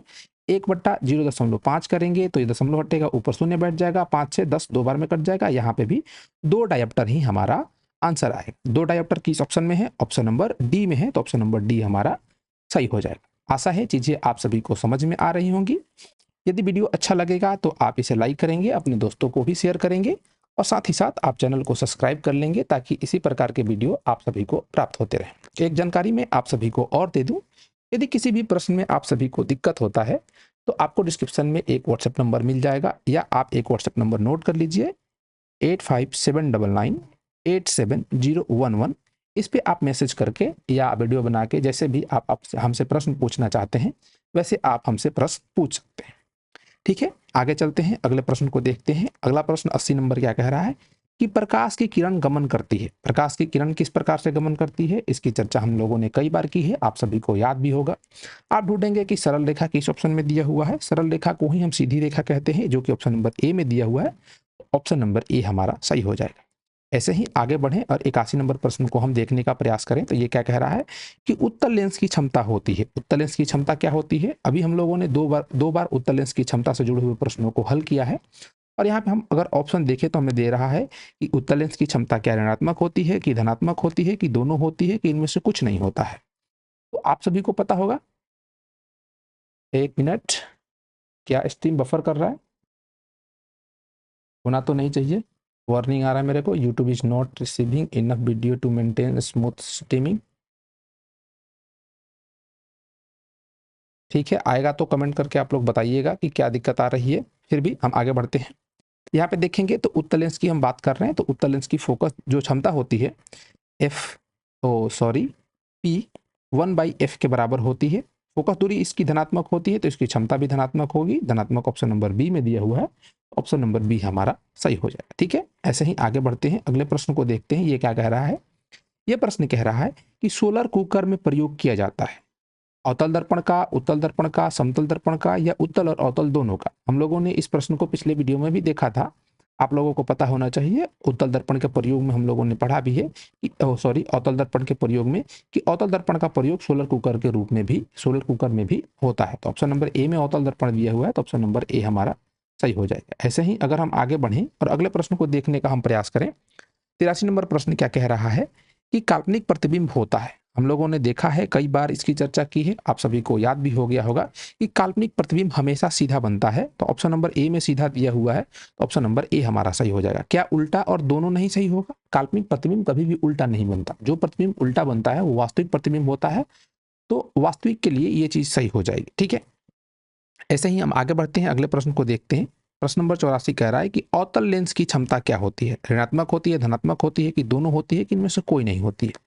अवतल लेंस की पहले फोकस दूरी की हम बात कर लेते हैं। P बराबर 1/f इसकी क्षमता होती है किसी भी लेंस की। तो यहाँ से हम अवतल लेंस की फोकस दूरी की बात कर लेते हैं। ये अवतल लेंस हो गया, हम यहाँ पे एक अवतल लेंस बना लेते हैं। अवतल लेंस इस प्रकार से होता है, इसकी सतहें धसी हुई होती है। ये इसका मुख्य अक्ष हो जाएगा, यहाँ पे कहीं प्रकाश केंद्र होगा। यहाँ पे इसका क्या होता है, फोकस होता है। ये जो इस सतह पे आके प्रकाश की किरणें इस पे पड़ती है, आपतित होती है, तो ये इसका मुख्य सतह हो जाएगा और इसका फोकस इधर कहीं होगा, इस साइड प्रकाश के अपवर्तन में। इस चीज को हम लोगों ने देखा है और हम लोगों ने निर्देशांक चिन्ह परिपाटी जब पढ़ा है तो हम लोगों ने देखा है कि प्रकाश के विपरीत दिशा में मापी गई सभी दूरियां, प्रकाश की दिशा के विपरीत दिशा में मापी गई जो भी दूरियां होती है वो ऋणात्मक होती है। तो इसकी फोकस दूरी जो होगी ये भी ऋणात्मक होगी। क्या होगी? ऋणात्मक होगी। जब इसकी फोकस दूरी ऋणात्मक होगी तो इसका जो क्षमता होगा वो भी ऋणात्मक होगा और ऑप्शन नंबर ए में ऋणात्मक दिया हुआ है, तो ऑप्शन नंबर ए हमारा सही हो जाएगा। आप सभी को ये इन छोटी छोटी चीजों को याद कर लेना चाहिए, ध्यान में रखना चाहिए कि ये सारी चीजें क्या होती है। ठीक है, आगे बढ़ते हैं, अगले प्रश्न को देखते हैं। 85 नंबर प्रश्न हमारा क्या कह रहा है, ये कह रहा है कि किस दर्पण में हमेशा वस्तु से छोटा प्रतिबिंब प्राप्त होता है। इस चीज को हम लोगों ने कई बार चर्चा किया है अध्याय को पढ़ते समय, और उसके अलावा भी जो हम लोगों ने प्रैक्टिस सेशन किया था उसमें भी हम लोगों ने इस चीज की चर्चा की थी कि कौन ऐसा दर्पण है जो किसी वस्तु का छोटा प्रतिबिंब बनाता है और हमेशा छोटा प्रतिबिंब बनाता है। देखिए, केवल छोटा की बात होती तो ऑप्शन अलग अलग हो सकते हैं, हमसे बात कर रहा है कि हमेशा छोटा प्रतिबिंब बनाता है। क्या? वस्तु से छोटा प्रतिबिंब। कब? हमेशा। तो क्या समतल दर्पण वस्तु से छोटा प्रतिबिंब बनाता है? नहीं बनाता। ये वस्तु के बराबर प्रतिबिंब बनाता है, तो ये वाला ऑप्शन गलत हो जाएगा। क्या उत्तल दर्पण बनाता है? हाँ, उत्तल दर्पण हमेशा किसी वस्तु का छोटा प्रतिबिंब बनाता है, तो ऑप्शन नंबर बी हमारा सही हो जाएगा। अन्य ऑप्शन को भी देख लेते हैं। ऑप्शन नंबर सी में अवतल दिया हुआ है, तो क्या अवतल दर्पण किसी वस्तु का छोटा प्रतिबिंब बना सकता है? बिल्कुल बना सकता है, लेकिन हमेशा नहीं बनाता। अवतल दर्पण किसी वस्तु का बड़ा, छोटा और बराबर तीनों प्रकार का प्रतिबिंब बनाता है, और बराबर तीनों प्रकार का प्रतिबिंब बनाता है, तो इसमें ऑप्शन नंबर बी हमारा सही हो जाएगा। ऐसे ही हम आगे बढ़ें, आगे देखिए 86 नंबर प्रश्न को। ये प्रश्न क्या कह रहा है, प्रकाश का वेग न्यूनतम होता है। यहाँ पे 4 ऑप्शन दिए हुए हैं, हमें बताना है कि किस माध्यम में प्रकाश का वेग न्यूनतम होता है। अगर हम देखें तो निर्वात में प्रकाश की चाल सबसे अधिक होती है, जो कि होती है 3 × 10⁻⁻⁴ 8 मीटर प्रति सेकंड के बराबर। जल में प्रकाश की चाल क्या होती है? ये होती है 2.25 गुणे 10 के पावर 8 मीटर प्रति सेकंड। तो इन दोनों में अगर हम तुलना करें तो जल में कम है। हमें पूछ रहा है कि निम्नलिखित में किस में न्यूनतम होता है, जो भी ऑप्शन दिए उसमें जांच करेंगे। वायु की बात करें तो वायु की जो प्रकाश की चाल होती है लगभग हम निर्वात की ही मान लेते हैं, 3 गुणे 10 के पावर 8 मीटर प्रति सेकंड, दोनों लगभग बराबर ही होते हैं। और कांच में कितनी होती है प्रकाश की चाल? ये होती है 2 गुणे 10 के पावर 8 मीटर प्रति सेकंड। तो सबसे न्यूनतम किस में है? कांच में है। कांच ऑप्शन नंबर डी में है, तो ऑप्शन नंबर डी हमारा सही हो जाएगा। ऐसे ही हम अगर आगे बढ़ें और अगले प्रश्न को देखें, 87 नंबर प्रश्न क्या कह रहा है कि मोटर गाड़ी के चालक के सामने लगा रहता है। क्षमा चाहेंगे, थोड़ा सा मुझे लगा कि बफरिंग कर रहा है, मैं चेक करने लगा। आगे चलते हैं, आगे प्रश्न संख्या 87 को देखते हैं। ये क्या कह रहा है कि मोटर गाड़ी के चालक के सामने लगा रहता है। कौन सा दर्पण लगा रहता है? इस चीज को हम लोगों ने समझा है, देखा है कि उत्तल दर्पण मोटर गाड़ी के चालक के सामने लगा रहता है। कारण ये होता है कि उत्तल दर्पण किसी वस्तु का हमेशा छोटा प्रतिबिंब बनाता है और सीधा प्रतिबिंब बनाता है। इसी के कारण उत्तल दर्पण को हम मोटर चालक के सामने जो शीशा लगा रहता है उसके रूप में इसका हम इस्तेमाल करते हैं। ऐसे ही हम आगे बढ़ते हैं, अगले प्रश्न को देखते हैं। अगला प्रश्न क्या कह रहा है कि प्रकाश के परिवर्तन के नियम होते हैं। प्रकाश के परिवर्तन के 2 नियम होते हैं। ऑप्शन नंबर बी में दिया हुआ है, ऑप्शन नंबर बी हमारा सही हो जाएगा। ऐसे ही अगर हम आगे बढ़ें और आगे देखें 89 नंबर प्रश्न को, ये क्या कह रहा है कि निम्न में कौन सा पदार्थ लेंस बनाने में प्रयुक्त नहीं किया जा सकता है। इस ऑप्शन को, इस क्वेश्चन को आप मार्क कर लीजिए। ये एक इंपॉर्टेंट क्वेश्चन है, आपको ये डायरेक्ट याद भी होना चाहिए। ये परीक्षा में बार बार पूछा जा चुका है और पूछा भी जाएगा। इसमें कौन सा ऑप्शन हो जाएगा? क्या जल से लेंस बनाया जा सकता है? जी बनाया जा सकता है, तो ये ऑप्शन सही हो जाएगा। हमसे प्रश्न पूछ रहा है कि किसका उपयोग नहीं किया जा सकता लेंस बनाने में, तो कांच का किया जा सकता है, प्लास्टिक से भी, प्लास्टिक पारदर्शी पदार्थ के रूप में भी यूज होता है, तो इसका भी किया जा सकता है। लेकिन मिट्टी का नहीं किया जा सकता है, क्योंकि मिट्टी एक अपारदर्शी पदार्थ है और प्रकाश का अपवर्तन कराने के लिए हमें पारदर्शी पदार्थ या पारभासी, लगभग पारभासी पदार्थ का होना आवश्यक है, इसलिए मिट्टी का प्रयोग नहीं किया जा सकता है। ऐसे ही हम अगर आगे बढ़ें और अगले प्रश्न को देखें 90 नंबर को, तो ये क्या कह रहा है? उत्तल लेंस को कहते हैं, उत्तल लेंस को क्या कहते हैं? अभिसारी लेंस कहते हैं कि द्विउत्तल लेंस कहते हैं कि अपसारी लेंस कहते हैं कि इनमें से कोई नहीं कहते हैं। चलिए इस चीज को देख लेते हैं कि क्या कहते हैं। ऐसे तो आप लोगों को डायरेक्ट पता होना चाहिए, अच्छी बात है, लेकिन फिर भी हम देख लेते हैं। यहाँ पे हम एक उत्तल लेंस बना लेते हैं। लगभग ये एक उत्तल लेंस है, इस प्रकार का उत्तल लेंस होता है। इसका बाहरी भाग, शीर्ष वाला भाग पतला और बीच का भाग मोटा होता है। ये इसका प्रकाश केंद्र हो जाएगा और इसका ये मुख्य अक्ष हो जाएगा। देखिए उत्तल लेंस के सामने, अगर उत्तल लेंस पे इसके मुख्य अक्ष के समानांतर किरणों को अगर हम आपतित करते हैं तो ये अपवर्तित होकर अपने फोकस से होकर गुजर जाती है। यहाँ से किरणें आएंगी, अपवर्तित होकर ये अपने फोकस से होकर गुजर जाती है। यहाँ पे अगर हम देखें तो ये किरणों का जो समूह जिस प्रकार से ये बन रहा है, ये किस प्रकार का बन रहा है? हम लोगों ने प्रकाश पुंज के बारे में पढ़ा है, वहां पे हम लोगों ने 3 प्रकार से प्रकाश पुंज को देखा था। एक समानांतर देखा था, दूसरा अपसारी देखा था, तीसरा अभिसारी देखा था। और उन सारी चीजों में हमने समझा था कि किसे अपसारी किरण पुंज कहते हैं, किसे समानांतर कहते हैं और किसे अभिसारी कहते हैं। तो हम लोगों ने देखा था कि ऐसी किरण पुंज या किरणों का ऐसा समूह जिसमें अनेक किरणें आकर एक बिंदु पे मिलती है। जैसे यहाँ पे ये क्या काम कर रहा है? किरणों को एक बिंदु पे लाके आके मिला रहा है या झुका रहा है, तो ये अभिसरित करने का काम कर रहा है। हम लोगों ने इसमें प्रकार में पढ़ा था ना, प्रकाश का परिवर्तन, जब हम लोगों ने चैप्टर देखा था, तो इस लेंस को हम अभिसारी लेंस के नाम से जानते हैं। तो आप सभी को पता चल गया होगा कि हम उत्तल लेंस को किस नाम से जानते हैं? अभिसारी। ऑप्शन नंबर ए में दिया हुआ है, तो ऑप्शन नंबर ए हमारा सही हो जाएगा। ऐसे ही ये प्रश्न बार बार पूछा जाता है, अवतल लेंस के लिए भी पूछा जाएगा, तो आप वहां पे भी ध्यान रखेंगे कि उसे क्या कहते हैं, अवतल लेंस क्या काम करता है। अगला ही प्रश्न है, अवतल लेंस को क्या कहते हैं? उत्तल लेंस को अभिसारी कहते हैं, तो अवतल लेंस को हम अपसारी कहेंगे। अपसारी ऑप्शन नंबर सी में दिया हुआ है, तो ऑप्शन नंबर सी हमारा सही हो जाएगा। आगे चलते हैं, अगले प्रश्न को देखते हैं। 92 नंबर प्रश्न क्या कह रहा है? ये कह रहा है कि समतल दर्पण द्वारा बना प्रतिबिंब क्या होता है? वास्तविक होता है, काल्पनिक होता है, कि दोनों होता है, कि इसमें से कुछ नहीं होता है? तो आप सभी को पता होगा कि समतल दर्पण किसी भी वस्तु का हमेशा काल्पनिक प्रतिबिंब बनाता है। काल्पनिक प्रतिबिंब ऑप्शन नंबर बी में दिया हुआ है, तो ऑप्शन नंबर बी हमारा सही हो जाएगा। ऐसे ही अगर हम आगे बढ़ें, अगले प्रश्न को देखें।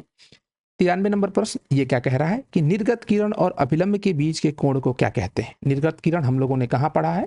हम लोगों ने निर्गत किरण के बारे में चर्चा किया है, एक मोटे कांच से जब हम प्रकाश का अपवर्तन कराते हैं वहां।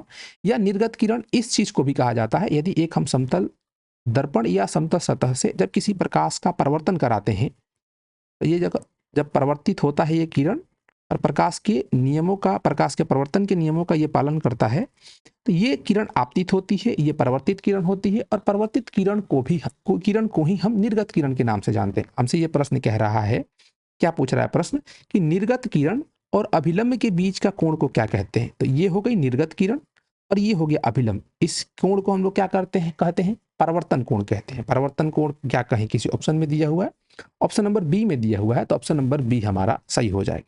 ऐसे ही हम अगर आगे बढ़ें, अगले प्रश्न को देखें, ये क्या कह रहा है कि किस दर्पण से वस्तु का बड़ा प्रतिबिंब बनता है। कौन ऐसा दर्पण है जो किसी वस्तु का बड़ा प्रतिबिंब हमें बना कर देता है।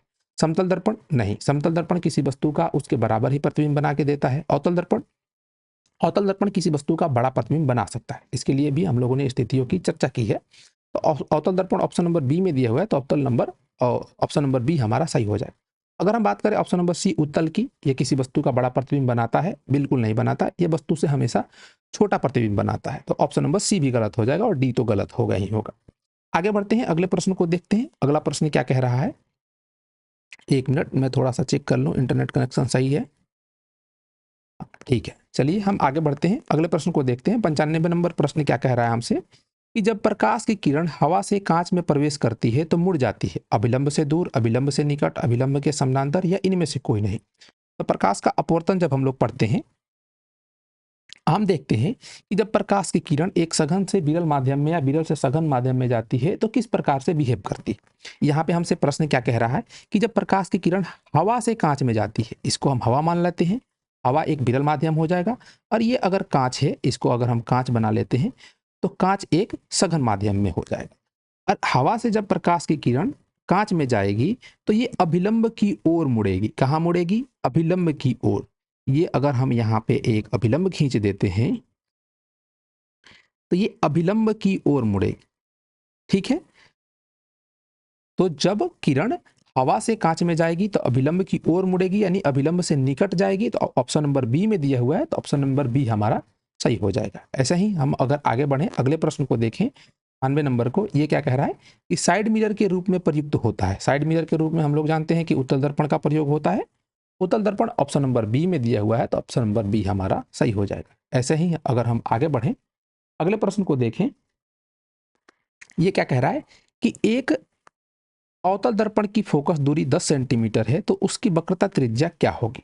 अवतल दर्पण के बारे में हम लोगों ने पढ़ा है, और गोलीय दर्पण में इस चीज को हम लोगों ने जाना है कि गोलीय दर्पण में जो फोकस दूरी होती है ये वक्रता त्रिज्या की आधी होती है, या जो वक्रता त्रिज्या होती है फोकस दूरी की दुगनी होती है। हमसे क्या पूछ रहा है कि फोकस दूरी अगर 10 सेंटीमीटर है तो वक्रता त्रिज्या क्या होगी। हमें फोकस दूरी दिया हुआ है, वक्रता त्रिज्या ज्ञात करना है, तो r बराबर 2f हो जाएगा। यहाँ पे r का मान 2 गुणे 10 होगा, जो कि 20 प्राप्त होगा। मात्रक क्या दिया हुआ है, सेंटीमीटर दिया हुआ है, तो 20 सेंटीमीटर हो जाएगा। ऑप्शन नंबर बी में दिया हुआ है, तो ऑप्शन नंबर बी हमारा सही हो जाएगा। ऐसे ही अगर हम आगे बढ़ें, अगले प्रश्न को देखें, तो अगला प्रश्न क्या कह रहा है कि मोटर कार के हेडलाइट में किसका प्रयोग होता है। हम लोग जानते हैं मोटर कार के हेडलाइट में अवतल दर्पण का प्रयोग होता है, तो अवतल दर्पण हमारा सही हो जाएगा। ऐसे ही हम अगर आगे बढ़ें, अगले प्रश्न को देखें, 99 नंबर प्रश्न क्या कह रहा है कि लेंस की क्षमता का एसआई मात्रक क्या होता है। हम लोगों ने पिछले प्रश्न में जब भी हम लोगों ने सेशन की शुरुआत किया था, वहां पे हम लोगों ने गोलीय दर्पण या उत्तल दर्पण की क्षमता की बात की थी।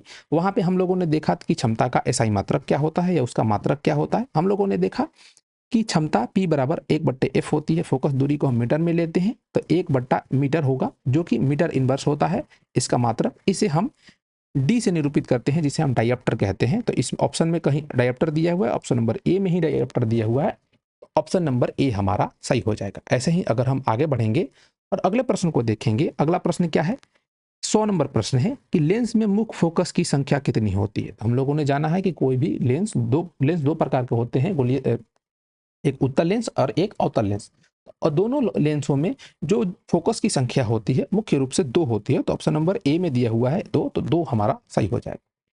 इस वीडियो में हम लोग प्रश्न संख्या 100 तक ही रहने देते हैं। आगे के प्रश्नों को हम आगे डिस्कस करेंगे अगले सेशन में। आशा है कि ये सारे प्रश्न आप सभी को समझ में आए होंगे।